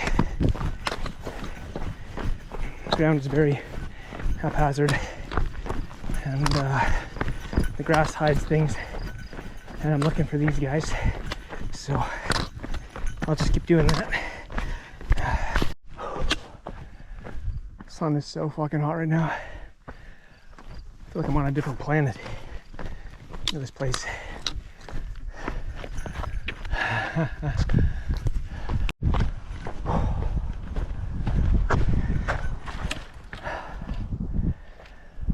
Oh man.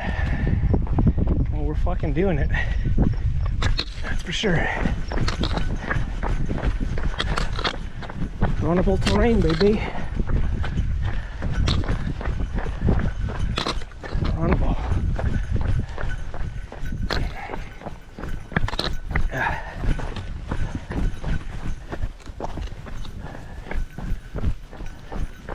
I don't feel like I remember this place, so this might be new to me terrain. We right hand turn. Oh, I see a pile over there.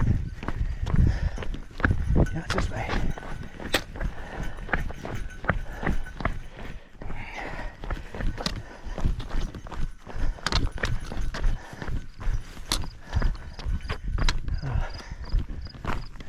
Dead ahead. Blue marker. Okay, so almost halfway. And feeling fucking fantastic. I really am. I know Boris had about this point in his video. He was also feeling great. And then by 40, he was wrecked. So we'll see if there's something to the terrain over here that may have caused that. Anyways.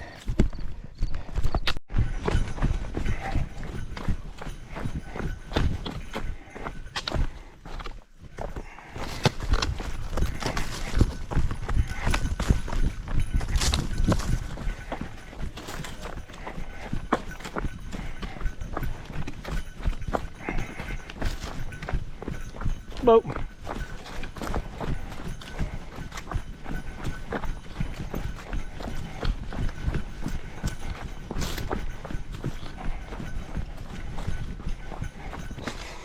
bad. Average pace 10:13. So like about halfway in a couple kilometers, maybe 3.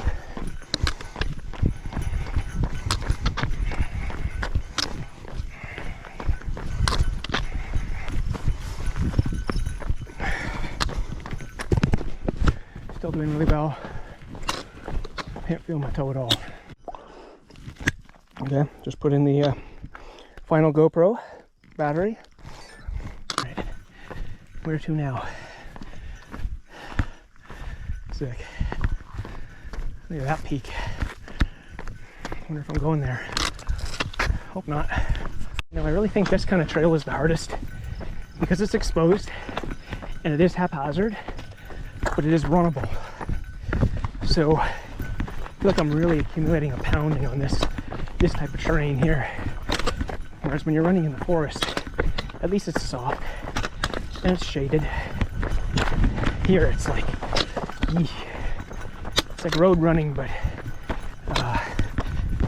you could roll an ankle at any second. Which people do road running.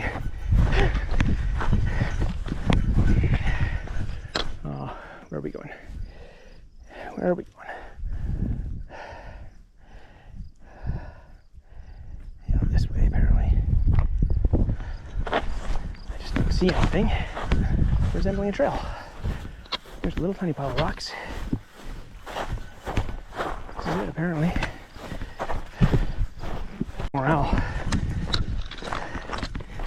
Discover I forgot 10K. But if they're a flat 10K, it's not a big deal. We're good.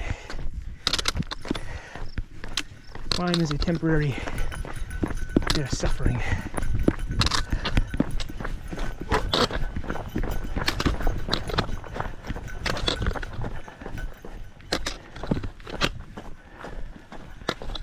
Whew.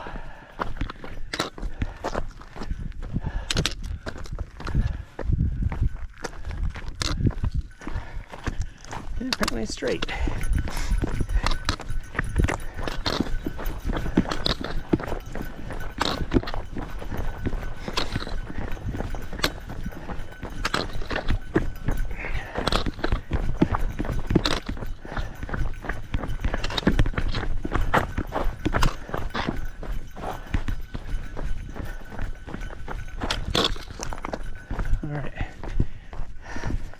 Good. I'm definitely starting to feel fatigue though.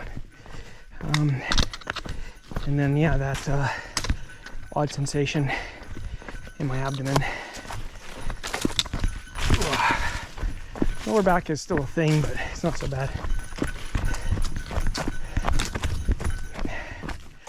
It's funny, I don't think I've been going fast enough to really be having those acute pains that you would get. I've had a few, but like hardly any. A lot less than I figured I would. So, anyways, hoping to pick up the pace a little bit here and have this, I don't know if it's gastro or organ failure or what it is, go away. Let's see, what are we at? 34K, 11 minutes for that K. So what do we got, like 4 more K and I'm halfway. So yeah, not bad. Not bad. Doing pretty good. I've got a lot of technical terrain left, but dude, I'll be running before I know it. When I get to that last bit, it'll just be a couple hours of running, a few hours of running. So I'm pretty stoked about that. All right, taking this view. That's wild. Holy shit. So average pace is about 10:10, and I'm thinking going the other way, or the second half of this thing. it's still going to be really hard for probably 15K or something. And then once I get into the flat place, it's going to be all right. Anyways, let's have a go at her. Fucking A. Really nice. But I am running behind schedule.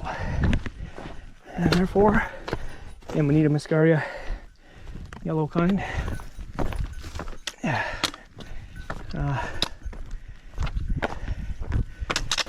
Therefore, gotta keep moving. Alright, one last look. And we're at a really cool cliff section now.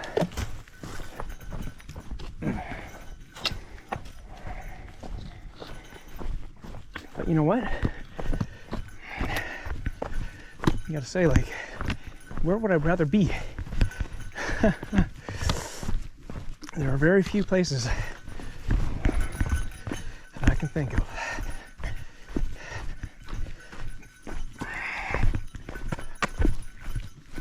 Oh, yeah, this area will trip you the fuck up. And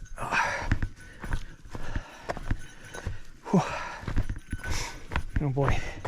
Yeah, so it must be a gastro thing because it's like migrating to the left side of my abdomen now.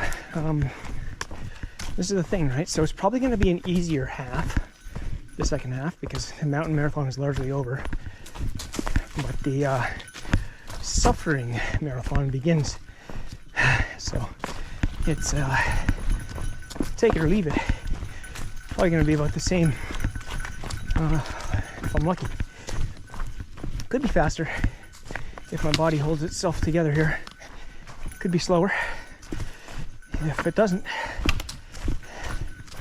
and I end up walking runnable terrain, which is fairly likely, though I will do my best to run through that, get it over with, which is sure to come. Yeah, this is the way. All right.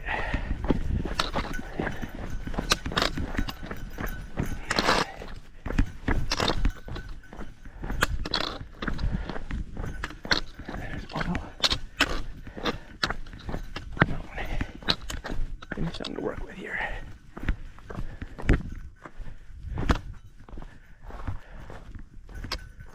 Okay, looks like we're going down in a big way.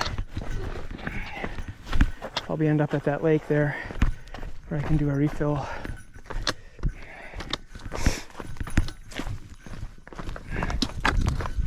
Oh, like this is the truly painful stuff. These descents like this, oh my god.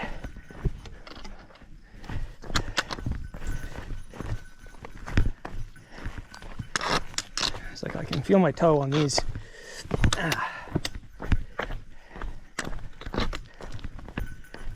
Okay, out of the way. Like, I mean, it's kind of good to have slightly big shoes in these instances though, because your feet slide to the front of the shoe, and it's nice to not be totally butting up against the end of it. But yeah, man, these ups and downs are just gnarly. Look at this. Just fucking gnarly. Oh. I better record this section because if I fall, y'all will know what happened to me when you find the camera.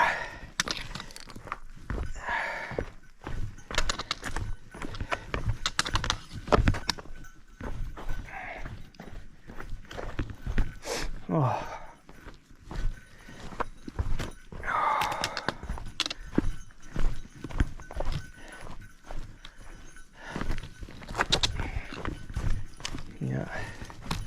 So this is the really technical section that everyone talks about. It's just up and down these cliffs. Oh, it's just brutal on my legs. Brutal.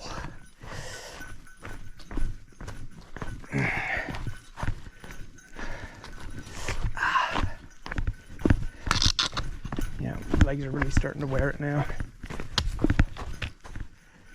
Oh, fuck. It's this way.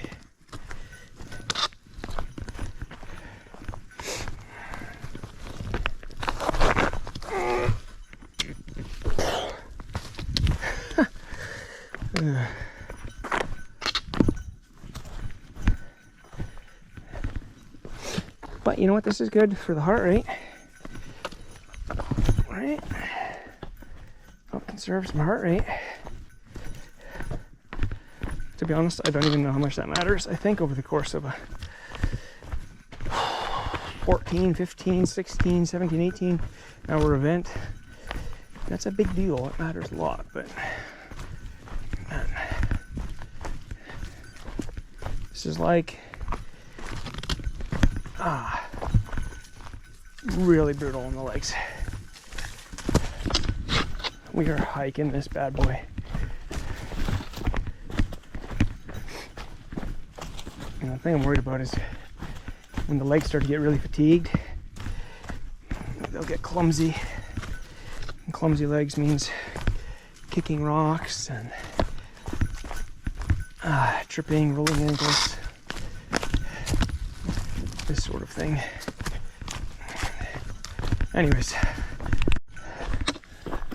man, finding myself missing people if I actually want to run into somebody. Dude, that's why. Look at that. Fuck. I'm so high up. Just sickening. All right, we're about halfway. Again, not halfway yet. Almost there. It's wild. Let me get some rocks. Some rock piles.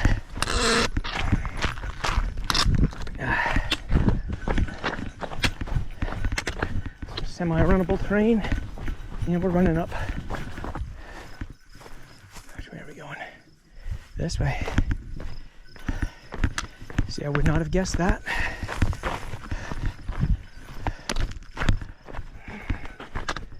Yeah, this appears to be it.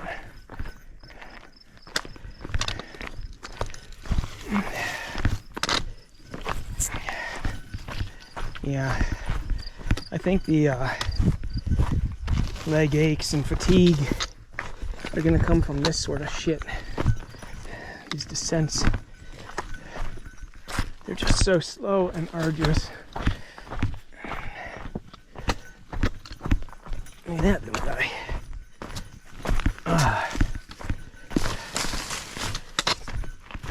All right.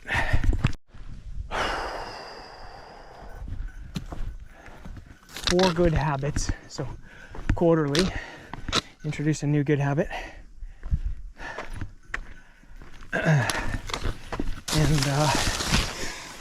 the other one might be like bi-monthly or something. Do something epic.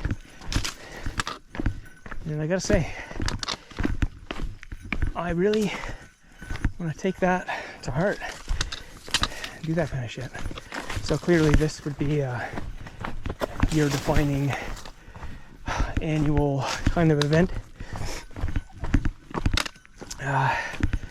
But to do this every month or two at a smaller place, like Frontenac, would be pretty sweet. We'll see, you know. That's asking a lot of the body. But the idea is how many months do you actually get, right? 12 times how many more years of life can I do this kind of thing? Who knows? Maybe tomorrow I can. So you gotta make the most of the time you got.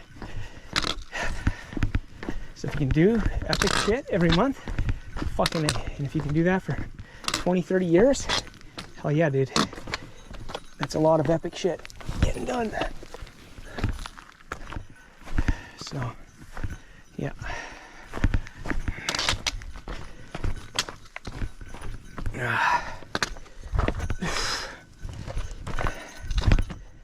Just do yourself a favor and don't do this. All right, I'm coming up on halfway, and I think that's a pretty important point achievement, and that's halfway in terms of distance. So who knows in terms of time. Again, I think I'm starting to get to the point where the real bad stuff is behind me. If there's more bad stuff, it's like not as bad. I think I've seen the worst of it. I could check the elevation plot, but I just don't want to do that, because if it's not, I might be better off not knowing it's coming. What I do need is a stop for water.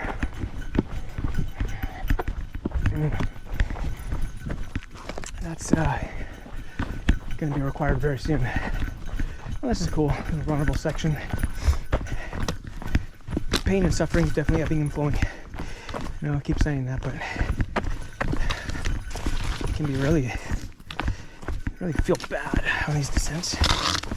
And then I think what you need is a good uphill that really slows you down and puts some lactic acid in the legs, and it kind of washes away the ambient pain that's there. Oh, these descents are horrible.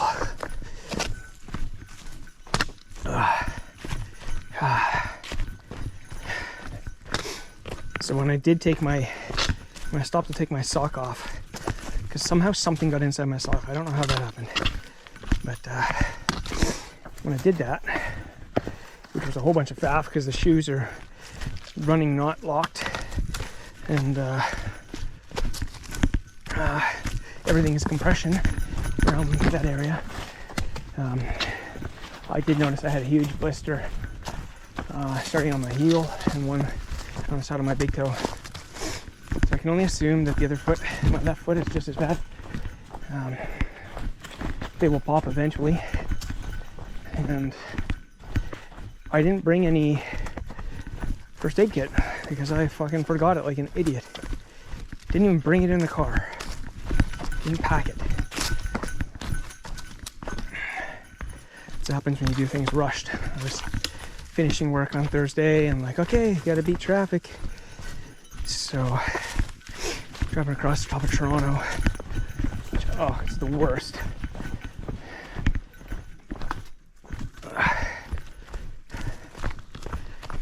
Man, these descents, bud, brutal. But also, I'm loving this right now. So, honestly, let's see, when are we rolling up on the 38? Fuck, got the kilometer goes so slow right now. It really, really does. Are we on track? Yep. These kilometers are just so slow. What pains you is like, you got a 7-8 minute K, awesome. But you can literally double that. You can have a 15-minute K in these technical sections. So 1K becomes 2.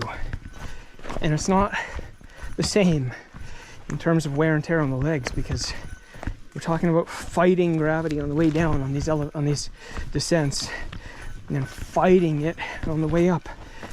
So, like, look at this. I'm just tiptoeing down this fucking thing. And that's all I can do. You can't run down this.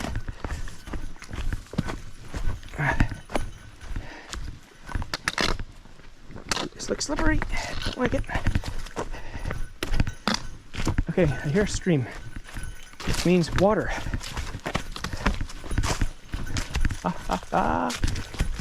Yes, dude. And I get to take a stop. Get to take a break. I think I hear a stream. Yep. All right. Oh.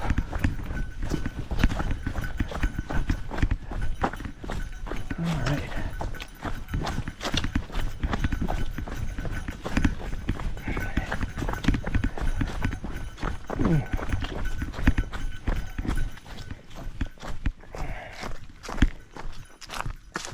All right, time to refill.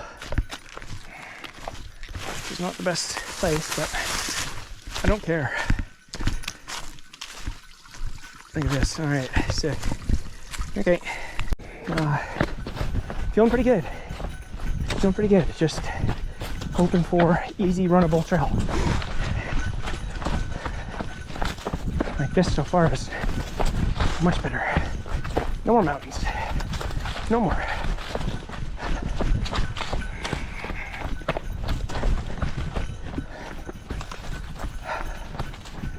The GoPro is really bothering my stomach now. My skin. It's not chafing or anything, but it's just like suddenly I'm feeling it. It's wearing it. So there. I don't know if it's just sitting differently or what, but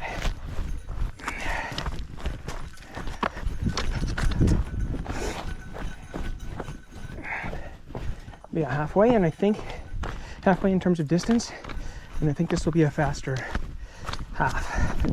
So, gotta keep to it. 7.5 hours in. Hello. How we doing? Oh, are you doing this in one go? Yeah, Like one day. unfortunately. You. Thank you. I need the encouragement. Oh, you got this. Yeah, Okay, all the rocks are dry. we're about halfway, right? So, Yeah, exactly. okay. What's your projected time? Today. Moving time, 14 hours. Nice. Yeah, we'll see. The rocks are all dry, so What's that? Rocks are dry? Okay. All right, guys. Cheers. These freaking glasses.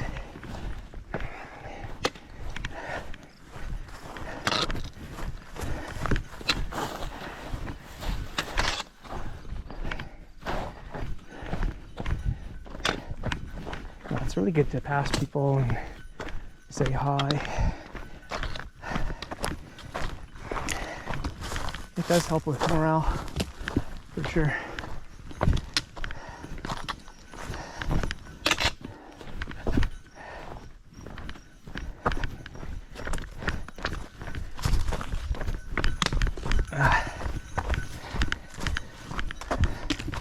So people are aware that doing this in one day in Road Pass is a thing. I haven't really caught anyone off guard with it yet. Huh? You're doing what? Everyone seems to know. It is at least. All right. Got a relatively easy section of trail here. Getting a faster pace in. Thank God. So I don't know, dude. Like, I want to know, but I don't want to know about the elevation profile that's left. If it turned out that there was 10 more K, which is what I think there is, of up and down, then I mean, I'm doing it, whatever it is. So it's about having the psychology around it in a way that makes sense.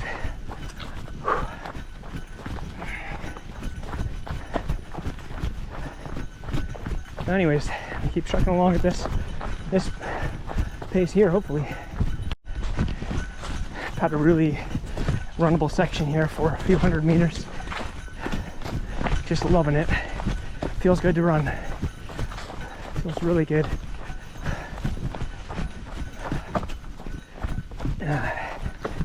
So, man, if there's a couple more big climbs, I'm down for it. It's good. A couple more really slow Ks, I'm down for it. It's good.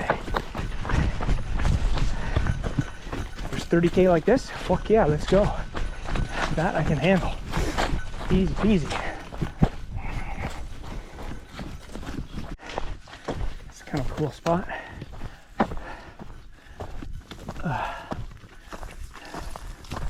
Like a little Christmas tree farm in there. Holy shit.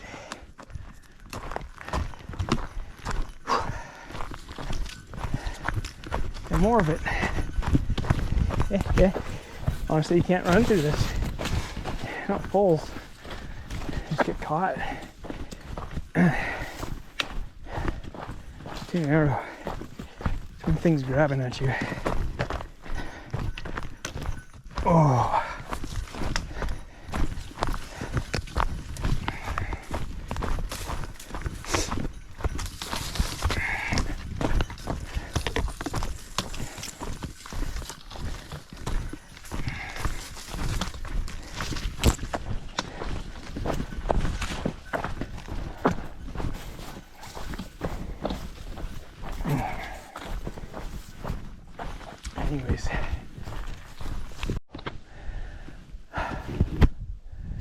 where I came from. And this is where I'm going, somehow.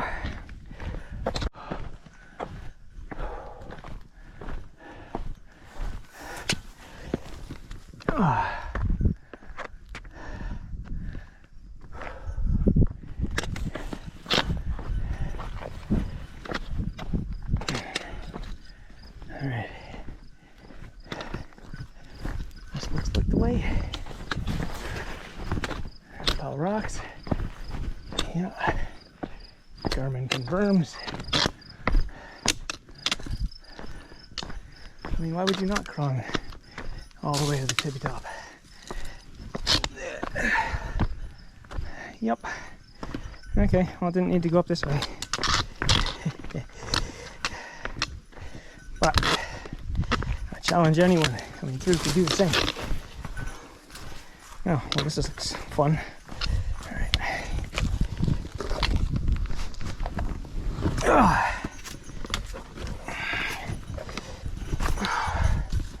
God, man, this stuff is really feeling like high effort stuff.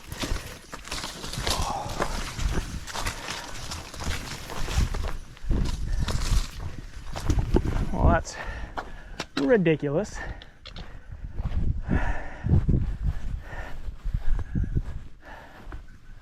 What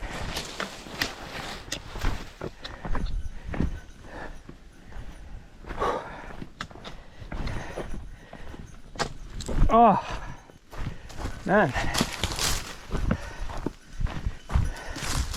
The groans, moans and groans of pain.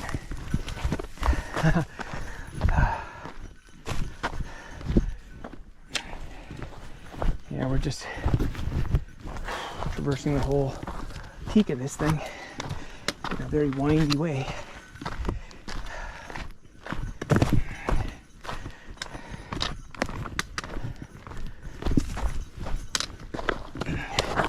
Alright, I've got to save some battery. We're going down. 42 was a 15:45. That one was brutal. Kilometer 42. I think this is about where Boris was bonking in his video, which means there's a waterfall around here, I think. So Boris, man, I get it. I get it. I understand why this would be the spot. From 30 to here is, there's hell in between. Hell to be paid. Oh my God, my legs. I gotta say, man, Boris he had a lot more day left than I do at this point. Now my time of year, I just have a shorter window of opportunity with the sun, but man.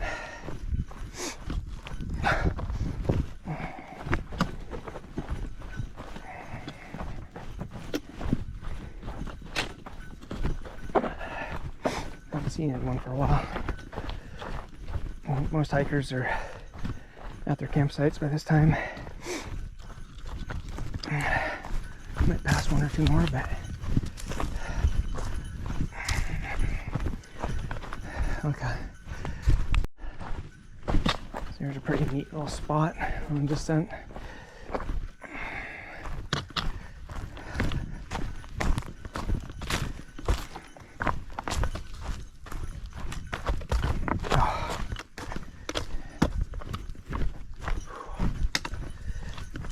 It'll be neat to watch this back because I mean, when you're moving through here, even at this pace, like, all you can do is watch the terrain beneath your feet. So you really miss a lot of the how incredible this place is. Look at this. So watching it back, be able to watch everything else that's happening.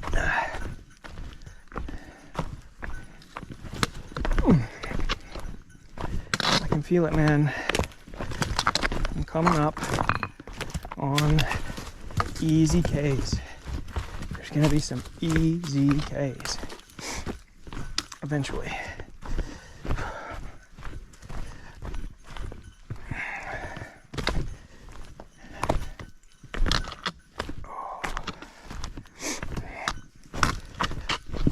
And it happens quick. But I'll be feeling good in 10 minutes, I know it. Just these descents, God, just destroy you. Oh, fuck. All right.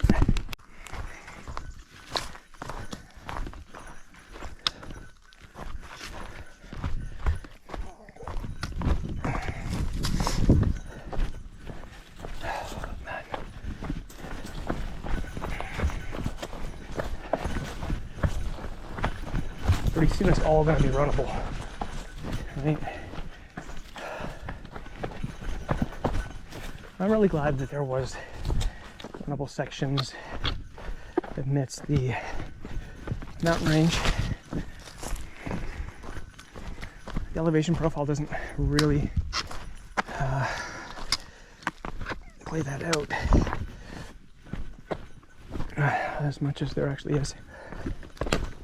I think those 3 or 4K I had where it was like putting in 7-minute kilometers, that was glorious.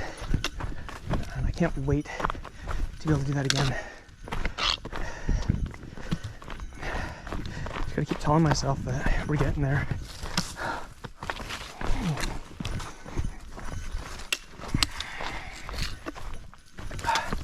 Freaking descents, man. Take advantage of these to take a sip of water. Well, I gotta say though, aerobically, I still feel basically new, which is astonishing. I think that it has a lot to do with constant. Okay, so I've just come up to 45K. That seems like a landmark. I think this is possibly the waterfall over here. Am I right? Oh, it's a waterfall. Yeah, it goes down. Water is going to fall there, so. Okay, the trail should kind of loop around to it. Yep. Okay. Get a descent. Oh, an early descent. Look at this.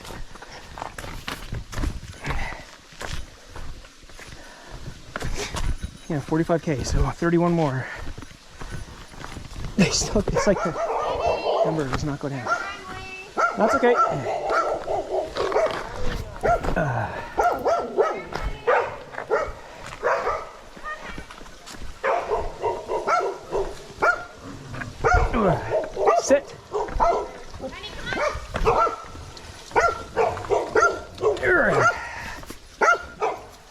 Sit. Sit. Sit. Sit. Come here, Mark. How you guys doing? Good, come here. Oh, good, thanks. Nope, sit. Come. Come. You in this whole thing? Yeah. Hey, bud. Sit. Come here. Sit. Sit. Good for how long? Good boy. Very good. Sorry? How long will it take you? About 14 hours if I'm lucky. Good for you. Yeah. Pretty cool when you guys do that. It's been pretty gnarly. Yeah, no, gnarly enough. Don't bite my butt. Have a good one. Yeah, take care, hey?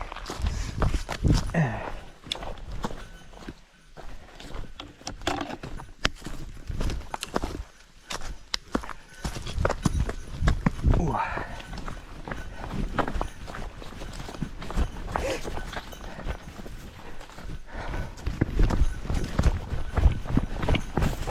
Okay. Whew.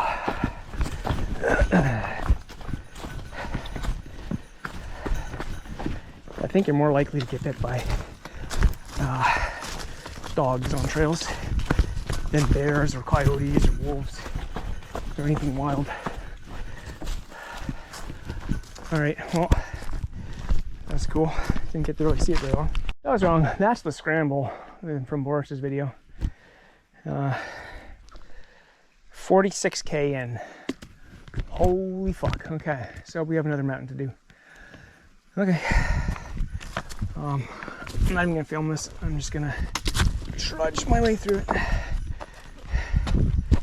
And yet, I'm on top of yet another mountain. That was wild. What a freaking scramble. Alright, let's see what we got for views around here. I'm liking how flat the terrain is. That's promising. That's quite the way down.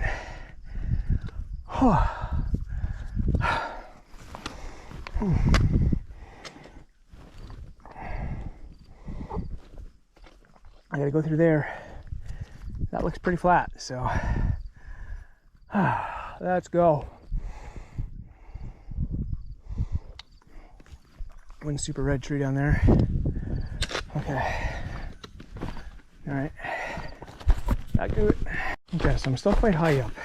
But I think I'm at 3 narrows in around that area. So I think once I kind of descend this, that's it. Then I'm into easy peas, hopefully. Fingers crossed. I mean, it's supposed to be coming. It's just not coming soon enough is the problem. So, up here we go. So this is definitely way more runnable, but still way more technical than I would like.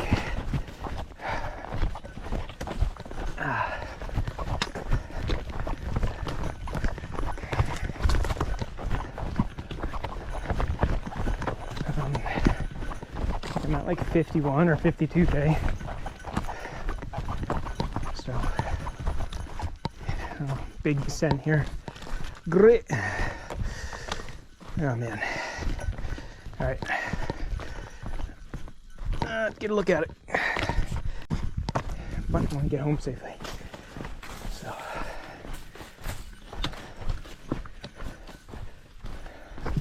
Oh, my battery's about to die. That's fantastic. How was that, Garmin? How was that? 2%. Great, so I'm not even going to get the fucking... Oh my god. That's unbelievable.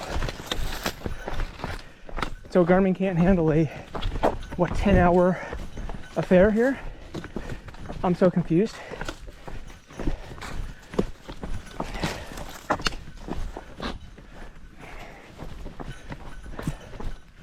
What's the deal, Garmin?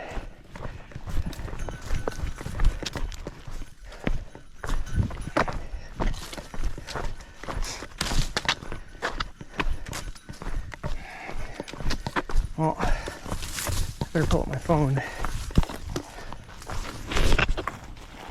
Alright, let's pause this bad boy.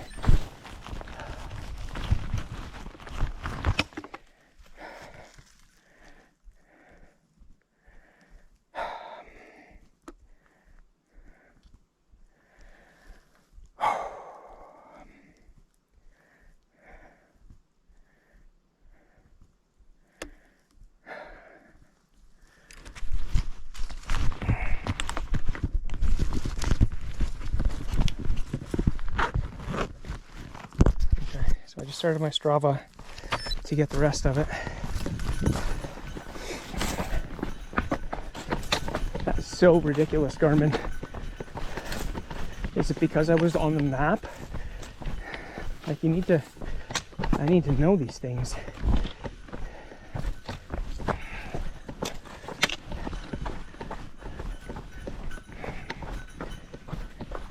How could it not last? That's ridiculous.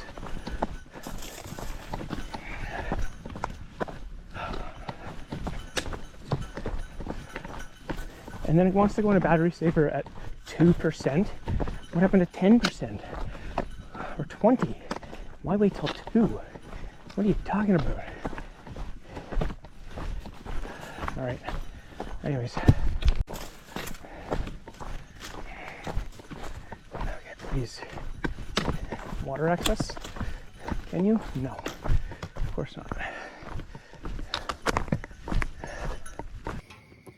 Okay, so I'm basically just going to read my notes about what happened after the watch dies, after the GoPro dies, and I can no longer document my run. Because this is where it really takes a turn for the worse, and I mean, it's nothing short of the scariest thing that's ever happened to me in my life, right? And I knew that taking on the Cloche Silhouette Trail was the craziest thing and the most dangerous thing I've ever done. But like, it actually got really scary.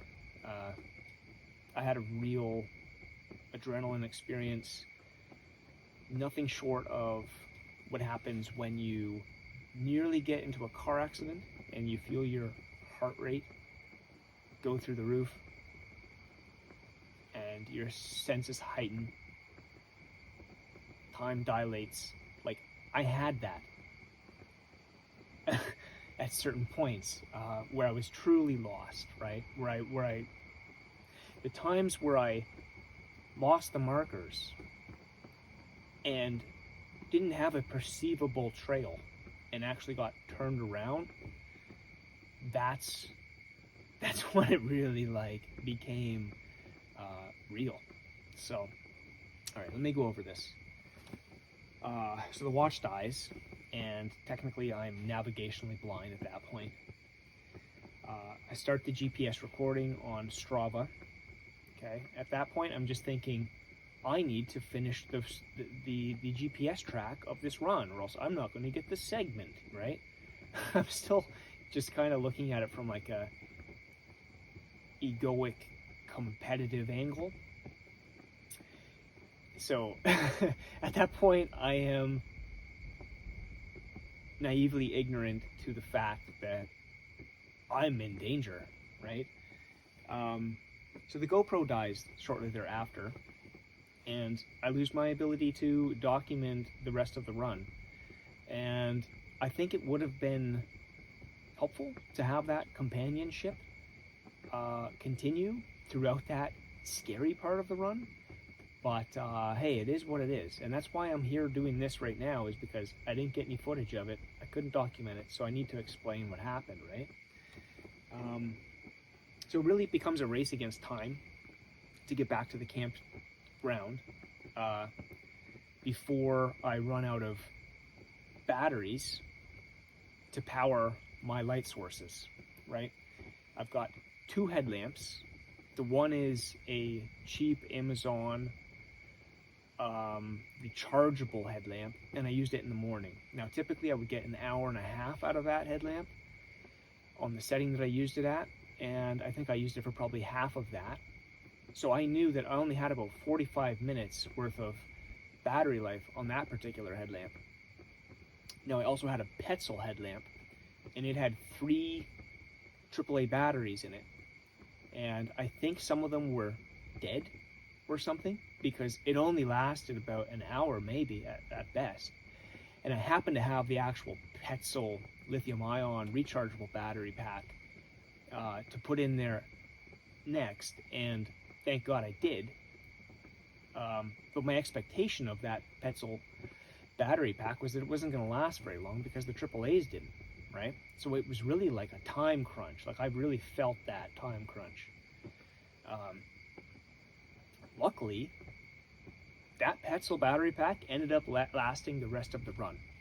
And when I got back to the tent, I was kind of tempted to like leave it on and see just how long it really would have lasted, because after that was just last resort. It was my phone, and the phone is running my GPS on Strava, and I'm kind of concerned about, you know, it's an iPhone 12 mini, so it has a horrible battery life to begin with.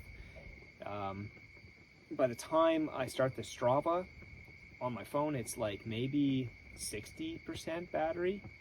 So I'm thinking, if I go through all of these headlamp batteries, I'm onto my phone, and there's a real possibility that Oh, I go dark.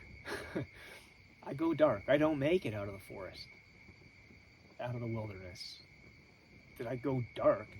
And all I have is a flashlight to get myself all of my wood collected to build the fire that I'm going to need to maintain my body temperature throughout the night. Like, it's wild. Okay, so I get lost a couple of times. The first time, I lose the markers, and I find myself in this section of forest where it's like, well, there's no perceivable trail here, but somehow I ended up there. And I actually got turned around, and the first blue marker I found, I was like, fuck yeah, okay, let's go. All right. So I actually ended up finding the marker that had led me in there, I guess, because I got turned around, and I ended up going the wrong direction for, I don't know, half a kilometer or something. And what happened was I got to this area with this little bridge. So I ended up walking onto this little bridge, and I'm like, God, this looks familiar. And there was a lake to my right, and there was a campfire. There's a small lake, so I could yell across to those guys. And I was like, hey guys, you know, I wanted to get an idea of how far I was from the campground, right? As day hikers, they know very well how many kilometers they hiked into the bush to get to that campsite. So I'm asking them, and they're like, hey man, yeah, we just saw you going the other direction. So I'm kind of like flipping out, like, oh my God, I've just gone backwards. So sure enough, I pull up my Strava, and though it doesn't show a map, it does leave a breadcrumb trail. So you have the dot that is you, and you have the directional arrow that shows which way you're facing, and you have the track from where you came. So I can see on that the breadcrumb trail goes in to this spot, and then it turns around and goes back out, and then there I am yelling across the lake to these campers, and I'm telling them, hey guys, yeah, I don't have much confidence in the life of my batteries to get me out of here, so do you have a flashlight I can borrow? They ended up telling me, hey, you know what, we got a pack of 5 AAA batteries, you just got to come get them. We're about 2 kilometers away from you around the end of the lake. So I thought, no, that's too far, I gotta go. I remember the one guy was like, oh, dude, I'm scared for you. And I said, yeah, I'm scared, man, but worst case scenario, I've got a lighter. I'm gonna make a fire and sleep under the stars. So I ended up just turning around and going back. And when I get back, that same section, I get lost in the exact same spot. And I'm thinking, where the hell am I supposed to go? So 2 times I walked into that same spot, that same section of forest. And I thought, you know what? I'm in Killarney. In Killarney, everything goes up. I'm going down right now. So the odds are, there's a cliff right to my side here. Maybe I gotta go up that cliff. So sure enough, I kind of bushwhack through.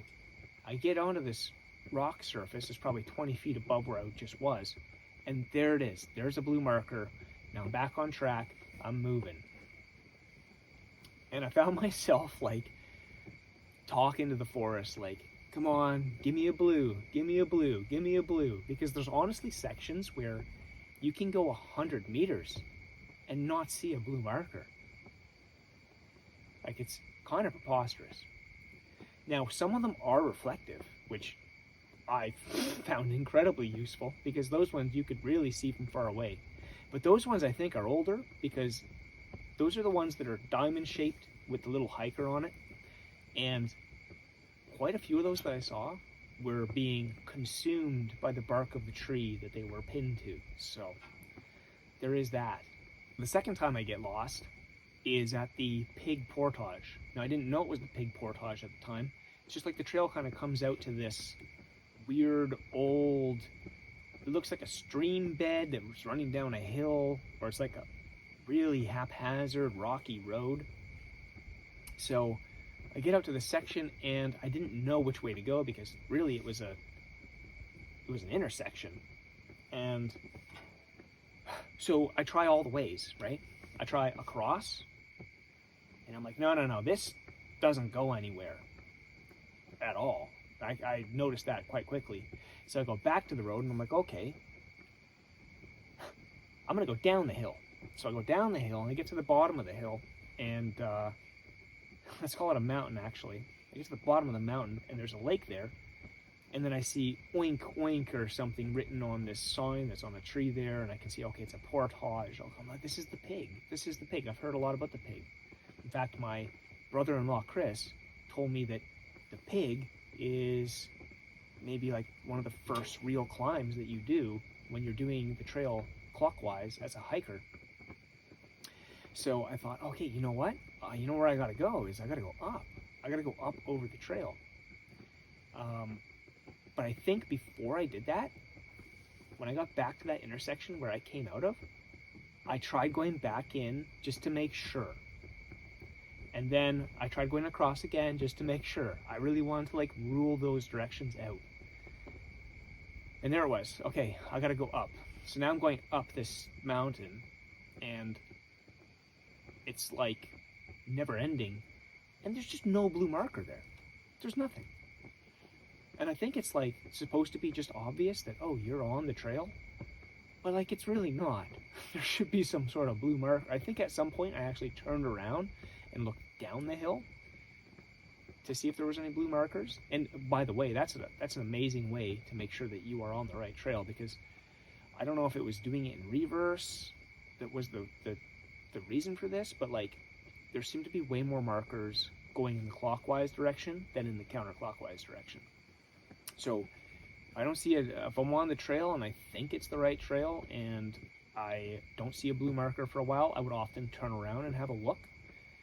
But the thing is, you have to make sure you don't turn your full body around, because then you can get turned around and not know what direction you just came from, which is horrifying. So I would go and I would turn around, and occasionally I would see a blue marker and go, okay, great, I'm on the right trail. And I'd twist my torso back and keep going in that direction. So I had to do that on the pig portage. And after that, it was actually a pretty smooth run back. And those instances where I was truly lost and concerned about going dark, losing light, that gave me like such an adrenaline rush that it just powered me through the rest. Like I really ran the rest of the run. My body felt fresh. All my pain was gone. I had awful blisters forming under my feet and around, but it didn't matter. I didn't feel that shit. I just knew I had to get out before the batteries died on these headlamps. So that was the mission, and it really became what felt like life or death. Not to be dramatic, but it really felt that way, because I know that my body has a lot of trouble regulating its temperature after a long run like that.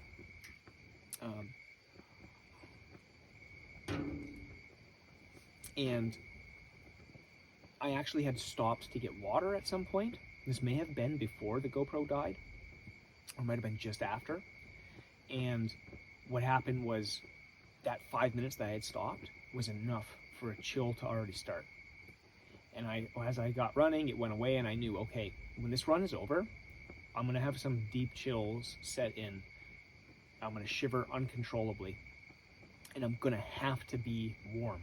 If that means I'm in my tent, in my sleeping bag, in dry clothes, or if it means I have to build and maintain the fire to keep my body from going hypothermic, then so be it. That's the situation I'm in. And sure enough, when I got out of that trail, it was like my adrenaline stopped and all my pain came back, and I was limping the last 1.5 kilometers from the trailhead to my campsite, because I mean I had to walk through the whole campground basically.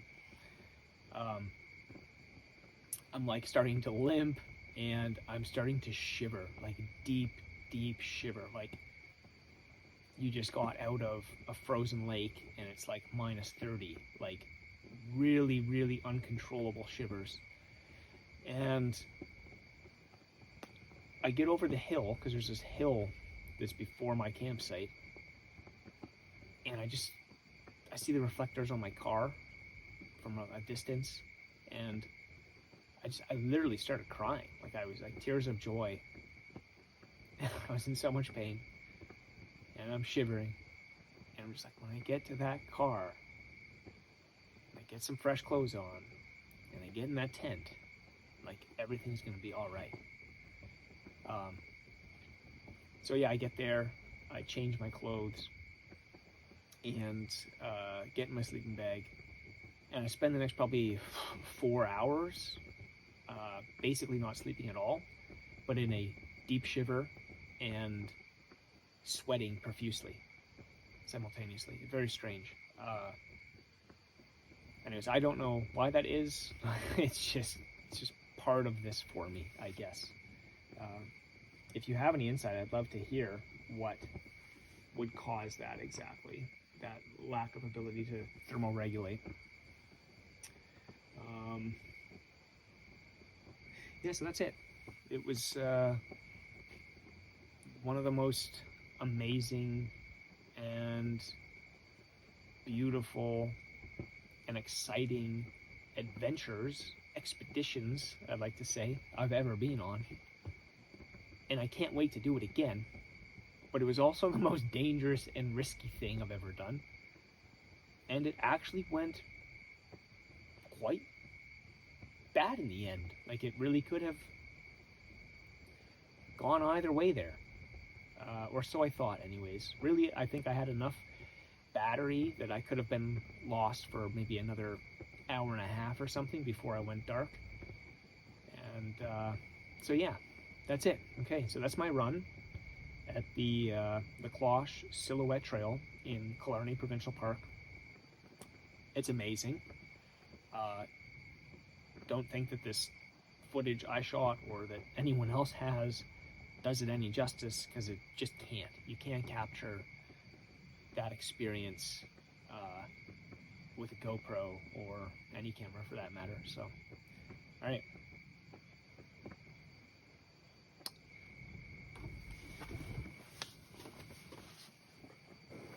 So, one of my strategies for getting out of there navigationally was I would stop, add a blue marker, make sure I did not turn at all, turn off my head torch, pull out the phone, right? I'm turning off the battery there to conserve it. Pull out the phone, get through, open up Strava, look at the GPS track, and make sure that I had not backtracked. And I kept doing this over and over again because I was really concerned about spending any more time and energy than I had to out there. And if you get turned around and you're going in the opposite direction of the direction that you just came from, then you're spinning your tires. Actually, worse than, right? You're literally going, what's the saying? Like 2 steps forward, 1 step back. You don't want to take that step back. You just want to keep making progress forward, right?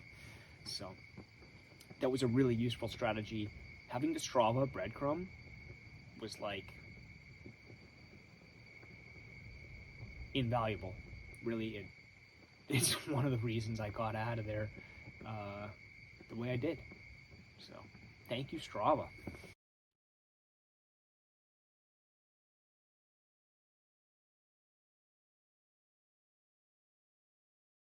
So this is base camp.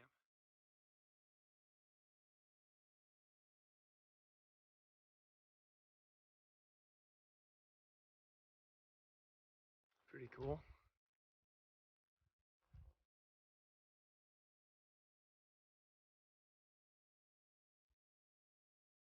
This is Site 107 on the campground.